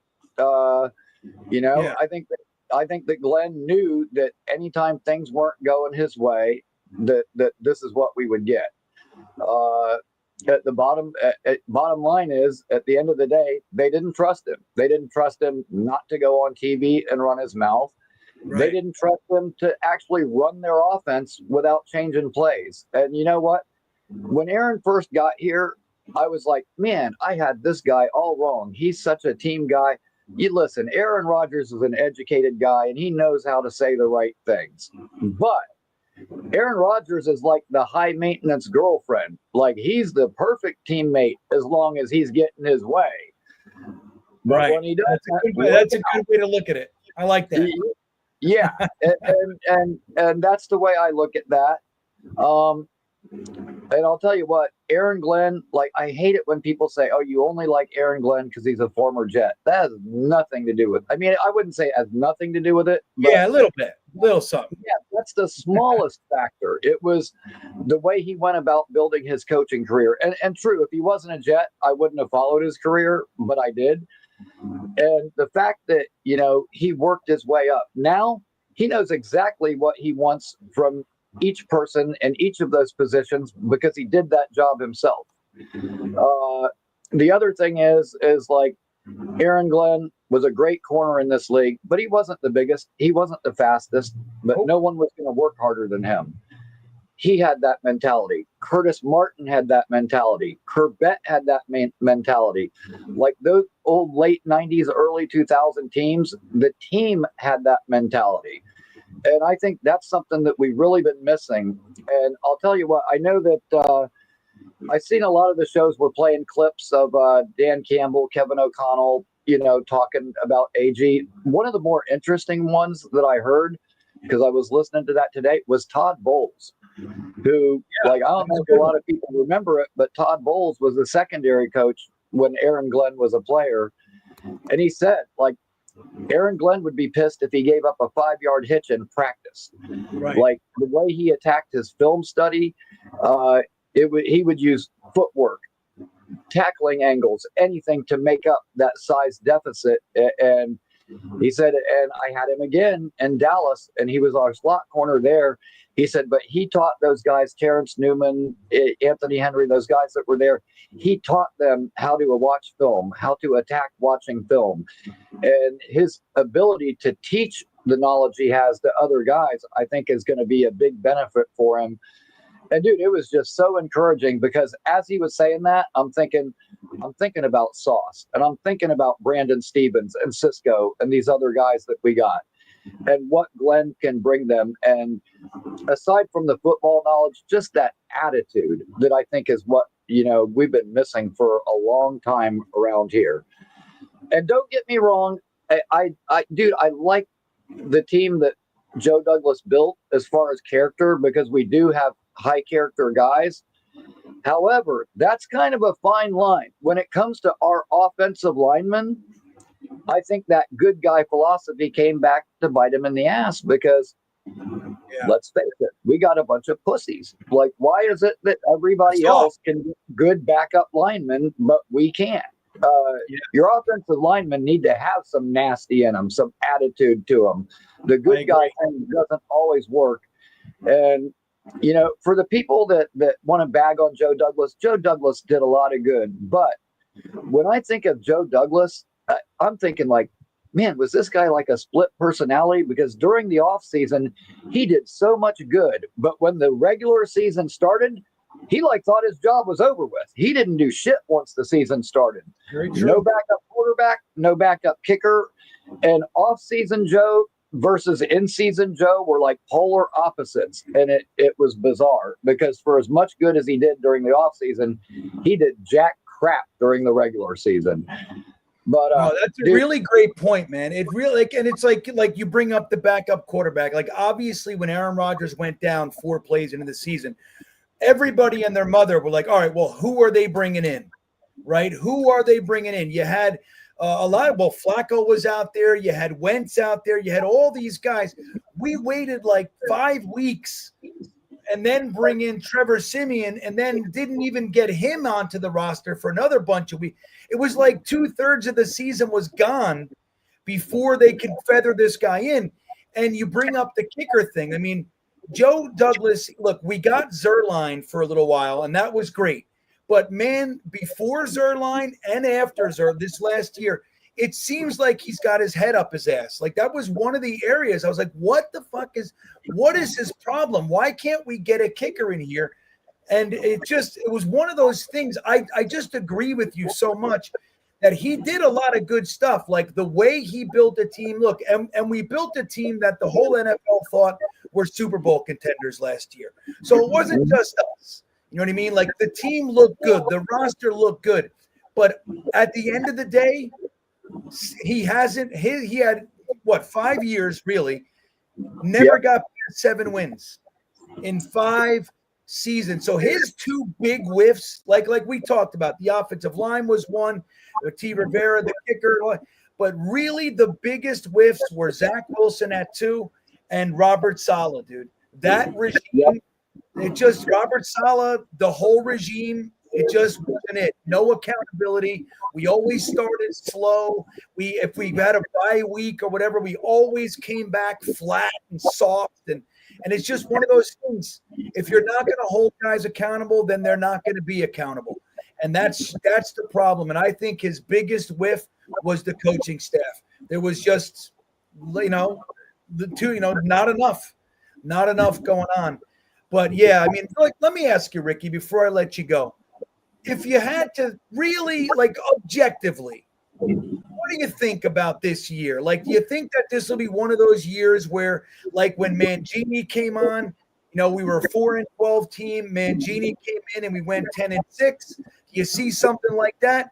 Or do you think this is going to be a slow roll? We'll get another 6 to 8 win season here, and we're going to build on it that way. Like, what if you had to be objective, not with our Jet fan emotions? What do you realistically think is going to happen? You know what? I honestly think it's going to be somewhere kind of in between. I think 7 or 8 wins is probably our floor. But dude, we've got a lot of good players on this roster still, and I think Glenn will get the best out of them.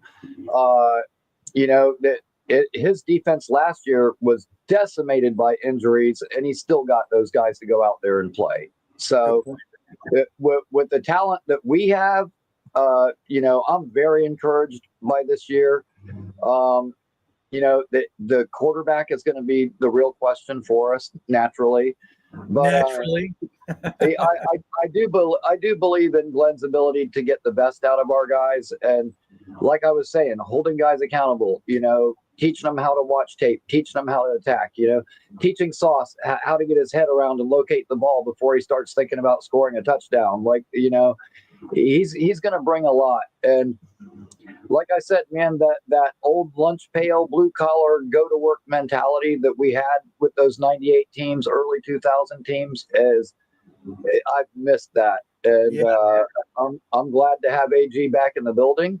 And I'm looking forward to this year. And one of the first caller you had tonight mentioned our bottom, our bargain bin free agent signings.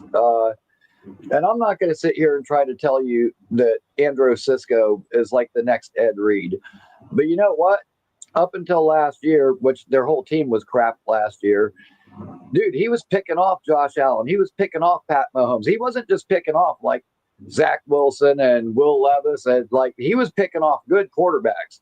He looked like he might have been like your next Kevin Byard. Maybe not Ed Reed, but still a very good safety in the makings. And Derek Nottie, 6 years in the league, 4 Super Bowl appearances, 3 Super Bowl rings. You'll get this reference. I've mentioned it on other shows. I think Derek Nottie is kind of like a Calvin Pace type player. Does the dirty work, frees up other guys without a lot of fanfare. But, dude, he freed up Chris Jones to make plays for years. And I think he'll do that same thing for Quinnen. Those guys all trained together in the offseason, so they all know each other. So I think maybe Quinnen had some input on that.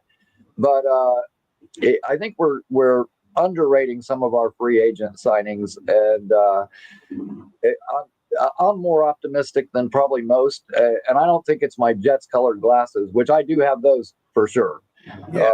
But wear them all the time. I'm very guilty about overrating some of our own players. But at the same time, I think you got to give the guys credit when they deserve it. Yeah, well, I like that point. And I think, Cisco is probably my favorite free agent signing, actually.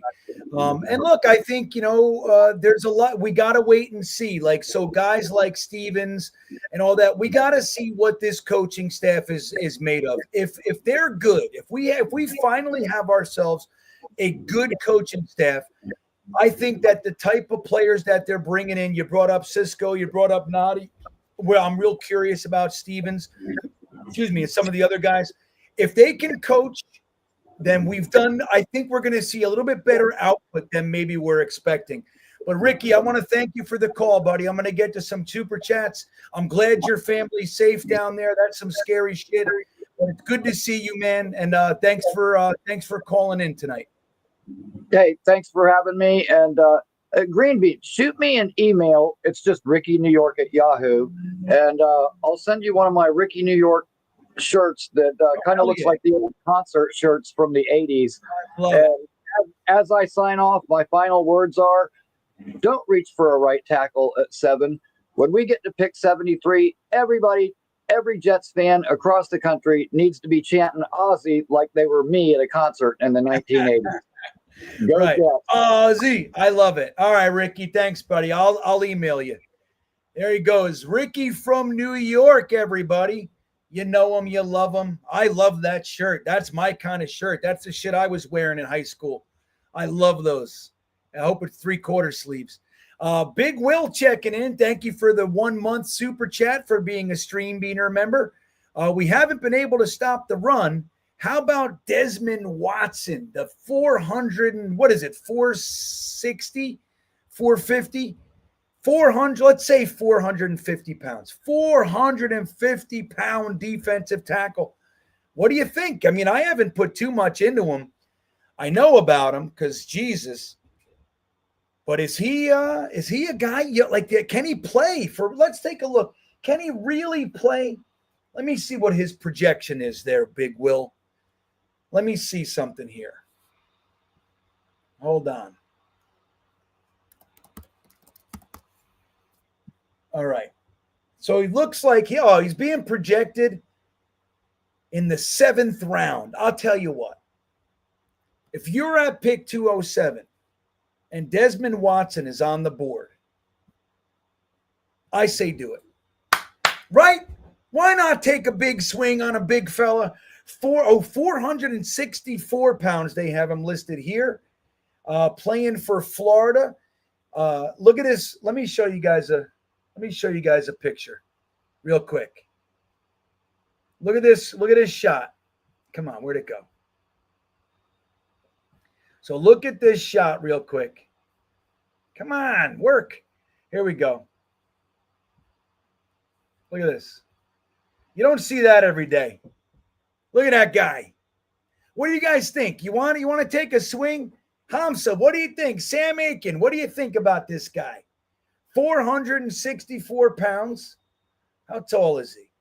He's 6'5", 464 pounds. He only had 20 tackles last year.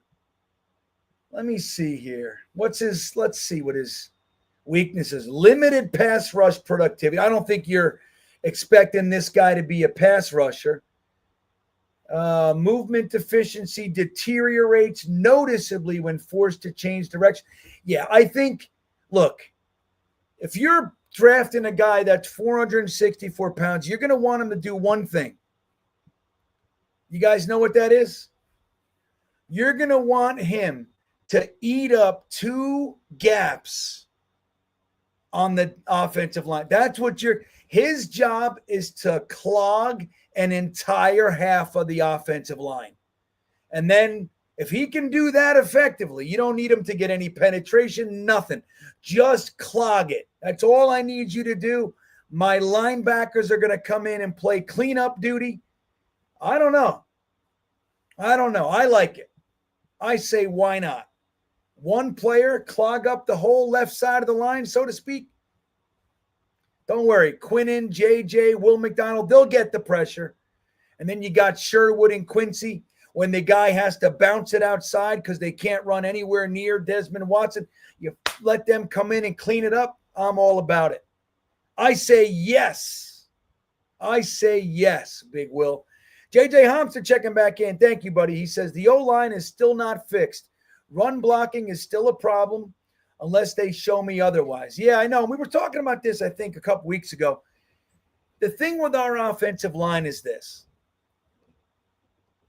We're going to need to see what they look like with an actual offensive line coach, offensive scheme, because let's not forget, they changed from the wide zone to the more power scheme this year, right? That's what they did in training camp. They switched the run scheme. We saw the running game impacted by that. Brees looked kind of lost and confused the first quarter of the season. Everybody looked like it was difficult. So there's nobody that's going to argue that Keith Carter is a quality offensive line coach. There's nobody that's going to argue that Nate Hackett is a quality offensive coordinator. I mean, Todd Downing was our offensive coordinator last year because that was the only guy on the team that we could give the job to when Hackett got demoted, right? Really the only guy. What's he doing right now? He's a wide receivers coach. He's a position coach. So, when you look at that, like on other teams, the guy who was really in charge of running our offense, not named Aaron Rodgers, is a wide receivers coach somewhere. I think it's with the Patriots, if I remember correctly. Maybe I have that wrong. But, dude, our offensive staff was booty cheeks. I'm going to use that all day, forever. That's my new one. I love it. I like saying it. Booty cheeks. Keith Carter was hot garbage. And this was the first year of these guys playing together. They're in a new scheme. Don't forget, man, anybody who came here, whether it was Dwayne Brown, whether it was Laken Tomlinson, these guys are Pro Bowlers. They come here and they look like complete shit. Even Tyron Smith. Now, granted, he was at the end of his career, but we saw Tyron Smith give up 5 sacks in the first 5 games. That was equal to his previous 5 years. So he comes to the Jets and he falls off a cliff. So I don't know. I'm not saying that you're wrong. I'm just saying the jury is still out. I like our guys. I think Fashanu is a badass. Now, granted, to your point, the weakness in his game is his run blocking. So he'll have to work on that. I like Simpson. I like Tippmann. I like ABT. We're going to have to see what the deal is. Are they going to push Myers into the center spot and bounce Tippmann over to the right guard, which would push ABT to right tackle? I don't know. And then that's where some tight ends could come in and help you out a little bit. I just don't like when they, like if the offensive line is porous enough, not porous, but is weak enough with the run blocking that we have to justify the need for a fullback. I don't like it. Then our offensive line ain't good enough. That's how I see it. I don't like the fullback position. You guys know I'm all about tight ends. I'm all about smash mouth football, but I just don't see the need for a fullback. I think it's a wasted roster spot. Unless it's somebody like a Richie Anderson or a Gerald Sowell that can be a really viable option, a success in the passing game. Remember Richie Anderson, man? Gerald Sowell, too. They were badasses. Or like a Brad Baxter back in the 90s. Brad Baxter was dude, he'll knock your head off. Like these guys we bring in, the Bohannons and the Baumans or whatever the fuck, these guys are garbage. Like they're dog shit. I even think we have a fullback on the roster right now. Let me make sure. New York Jets depth chart. Here we go. So hold on. I think we might have Tommy Bohannon or some shit. Let me see here. Did we get rid of him? We got Breece Hall, Braylon Allen, Isaiah Davis, Kenny Ngwangu, Zach Evans, and fullback Andrew Beck. We got ourselves a fullback. I can't believe it. How many teams have fullbacks? Here we are, holding on to it. I hate it. I think it's a wasted spot. I really do. I really do. I don't like it, JJ. That all said, look, the jury's out, man. Like you said, until it's a problem, till they show me otherwise. I like how you said that. Because, look, I have a lot of hope for this offensive line. I'm real curious what the solution is at right tackle. Is it already built? How do you feel about Myers as the center and Tippmann as the right guard? Can they open some holes? Can Myers and Simpson open some holes? Breece does his best work around the tackles, so you need that tackle to be able to seal the edge there for him. You need that block to be held for him to get around. If he can just get around the tackle, Breece Hall does some great work around the outside. So we'll see. We'll see, man. What's up, Money Mitch? So, all right. Here we go. You guys are rocking tonight. This is a great show, especially for me doing it by myself. You guys held up your end of the bargain, that's for sure. No doubt about it. I know Dennis says tight end can play fullback. While I agree with that, I got to tell you, honestly, I don't love it either. I just don't like the fullback position. I don't know. I think the offensive line has to be able to do their job. When you send a fullback through the hole, if he's not crushing if he's not meeting that linebacker, number one, the hole has to be open for the fullback to have any potency. All right, that's number one. So if the hole is an opening in the first place, the fullback's not getting anything done. But the fullback's job is to get through that hole first, find the linebacker, and make him regret coming in to meet you.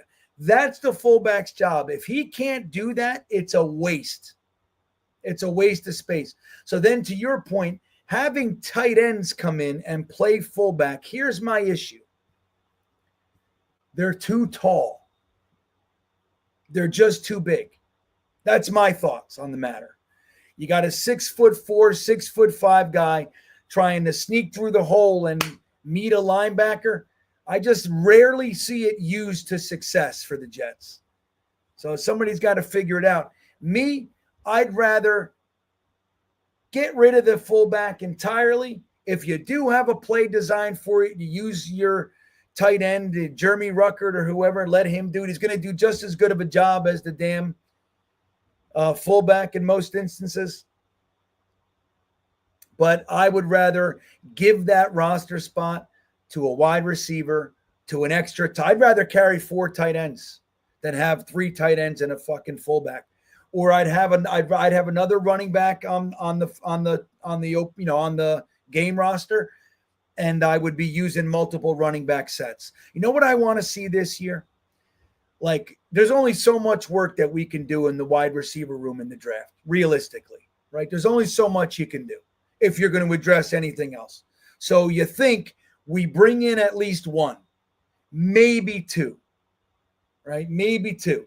But let's say it's 1. You bring somebody in for the wide receiver room. Hopefully it's somebody that can be a realistic wide receiver 2.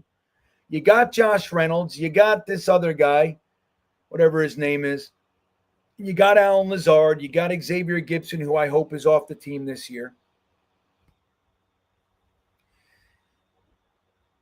But that's not really the strength of the offense, right? You got Garrett Wilson. You get your Jaden Higgins, hopefully, somebody like that, wide receiver 2. And then the strength of the team is your running backs. So why not have Braylon Allen and Breece Hall, or Braylon Allen and Isaiah Davis out there at the same time? Do some wishbone shit. Flare them out. Flare them out. Confuse the defense. Let the quarterback look downfield and just dump it off to one of those. If you only got 1 going, they can key. You got 2, spreads them out. I like it. I like that kind of stuff. The play action, it opens up so much. Bring them on the field. Shit, man. Have 3 running backs out there. 1 of them's in the slot, 2 of them behind center, behind the quarterback. I love it. That's what I say. E-Boogie checking in says the Jets need to double dip at tight end in the 1st and 4th. Or do you feel double dip at wide receiver or safety at O-line? Let's go Jets, baby. Well, I'm all about it, man. I think, look, number 1, I think that the pick for the Jets is Tyler Warren in the 1st. If he's there and you can't get a realistic trade back, something that's worth your time, if you can't do it, you take Tyler Warren. That's what I say. Take Tyler Warren, and then, like you said, you get into the 4th round, 5th round, you look who's sitting there, and you double dip.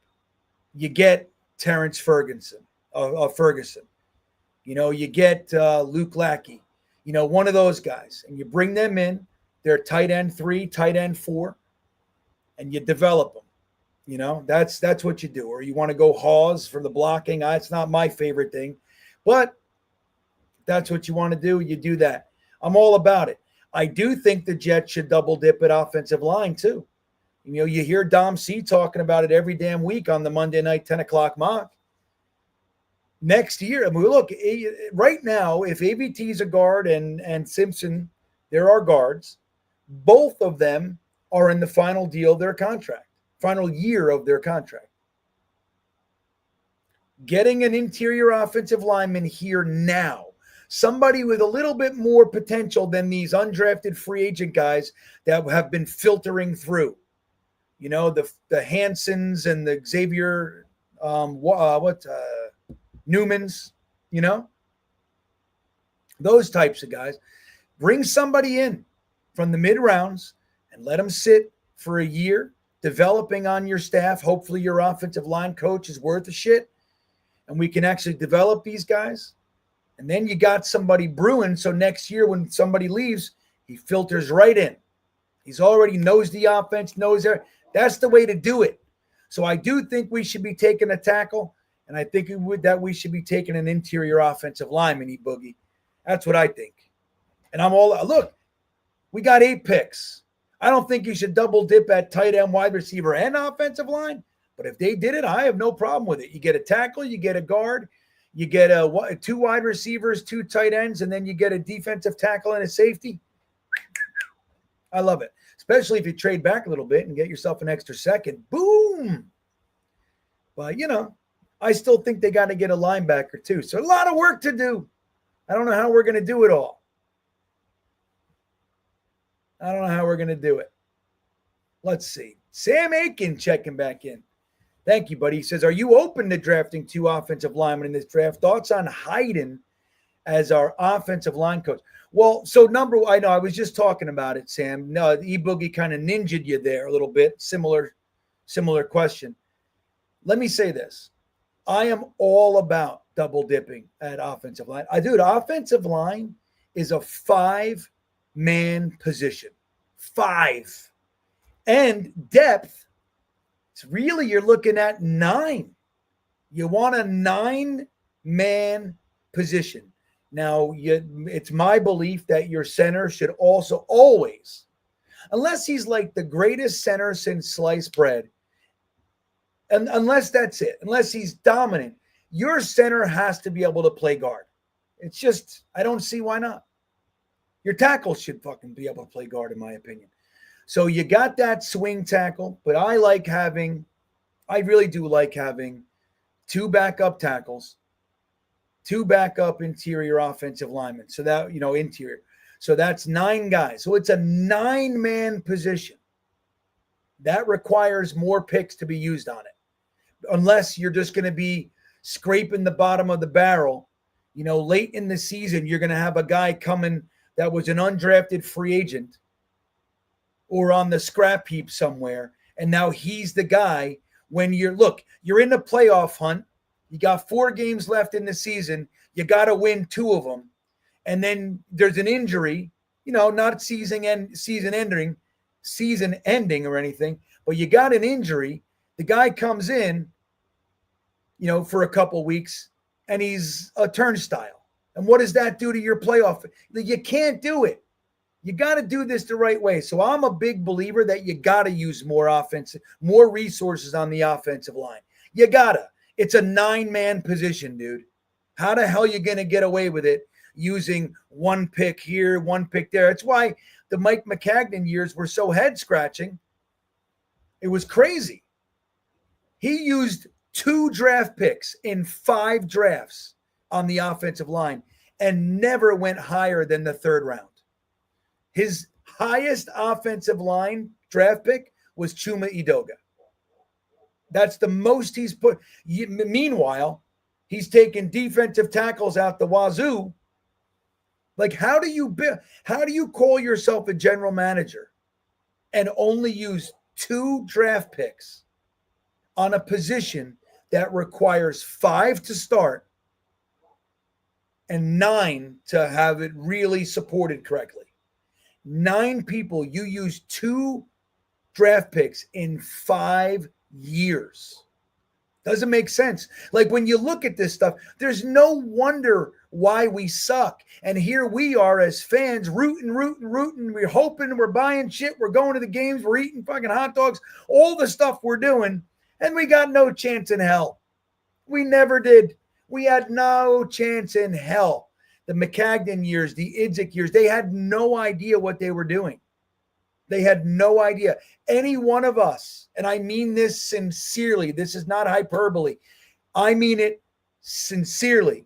Any one of us could have sat in that chair and did twice as well, probably more, 5 times better than Mike McCagnon and John Idzik. And we endured that for 7 drafts.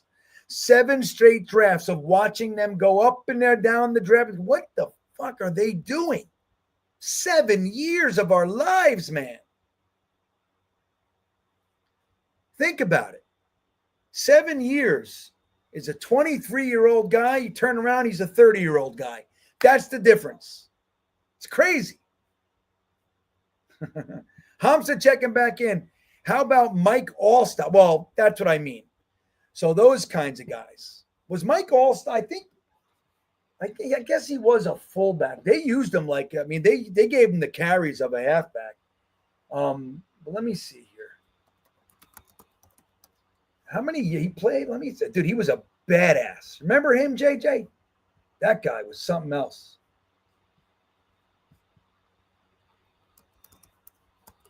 It's like those kinds of guys. That's a different story. Yeah, definitely a fullback. So he played from 96 to 2006, so 11 years. Dude, look at it. I'll tell you. In 2006, he played 16 games too. That guy was smashing, banging on every damn thing you could see, and he made it 11 years and played 1 year. I guess he got injured in 2003. He played 4 games. Think about it. He's in his 11th year, and he had not a lot. He had 171 yards. But that was the first like 8 years there? 6 years? Wait, 1, 2, 3, 4, 5, 6, 7 years. Man, they were using him. They were using him well. That was a whole different guy. E-Boogie checking back in. Between AVT and Simpson, who do you want to keep? Well, AVT, of course. I mean, we'll see how they do this year. But I think AVT, the issue with AVT is health, right? He's been banged up every single year. And even though he made it through all 16 games his rookie year, he started all 16 games. He didn't finish. Like, he was banged up toward the end of that season. He was banged up. He was missing time. But he did make it. But then the next year with the season-ending injury, then the following year with the season-ending injury, and then he missed 3 games last year, I believe. Let's see. Let me make sure. Elijah Vera Tucker. So, yeah, he played all 16 games his rookie season. So last year it says that he played in 15 games. He started, I don't remember that. I thought he missed more than 1 game. Oh, I guess it's 2 games. I still think 16 in my head. But, yeah, man. Oh, yeah, look at this comment. So who said that? Where'd it go? Christopher Byers, Ricky White. I like Ricky White, too. Dom C, another one Dom turned me on to. But, yeah, he's another one. I'd love him as a late-round pick. Badass. Braden from New Zealand checking in. What's up, Braylon? Take a look at your email. 2 mocks for you. Oh, I'll do just that. Let me take a look right now. Let's see. I'll look at one of them right now, Braden. Let's see here.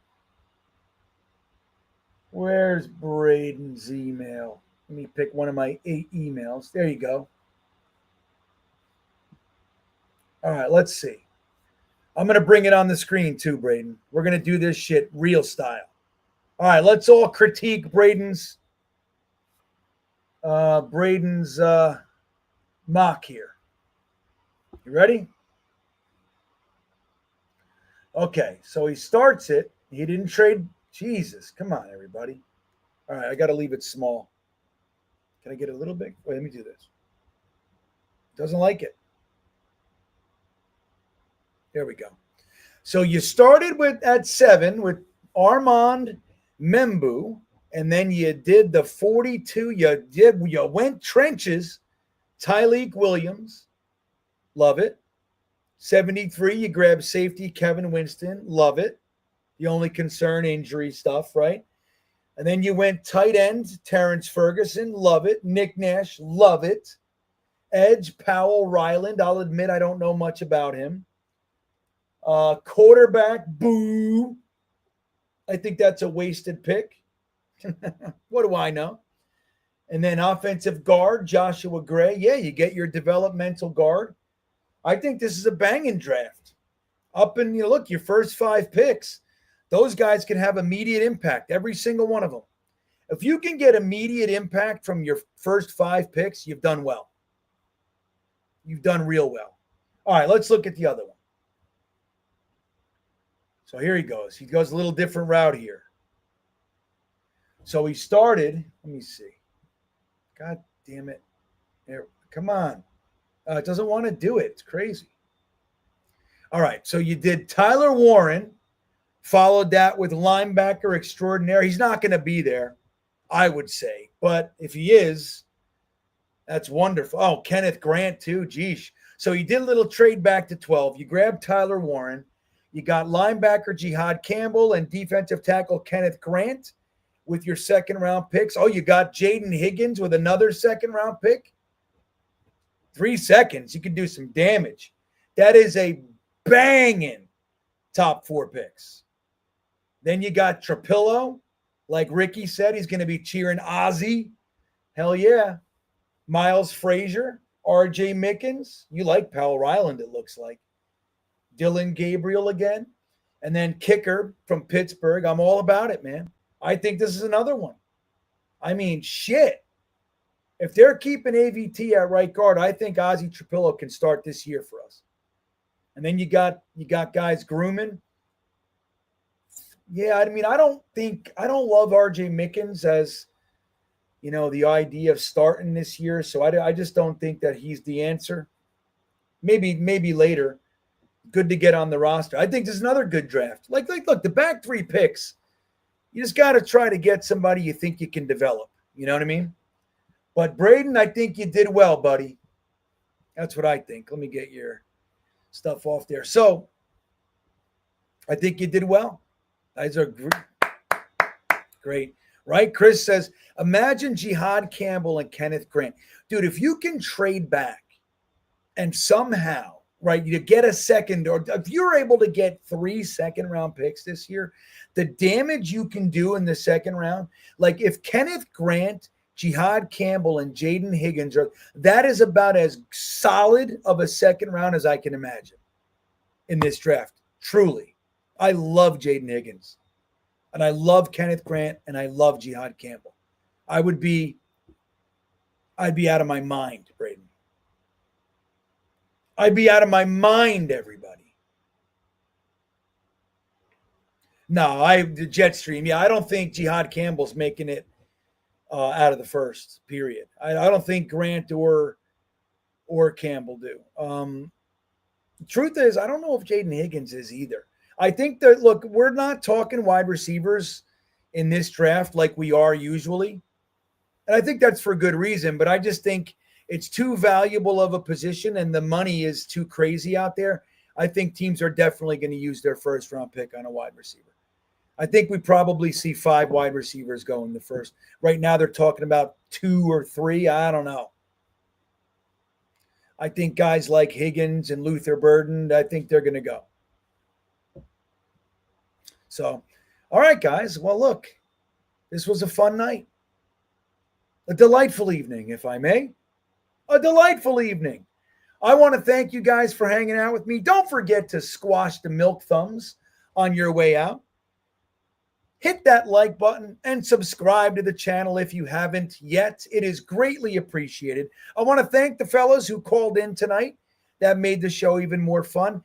I do hope that I can add that to this show.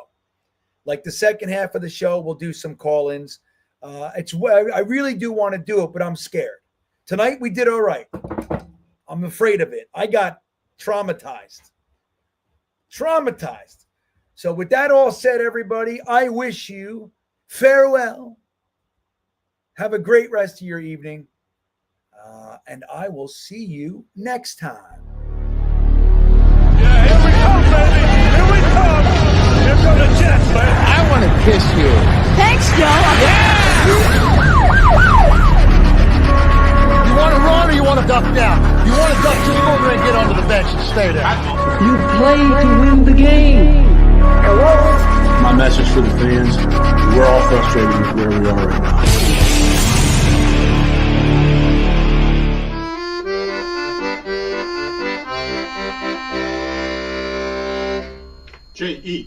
Jets, Jets, Jets.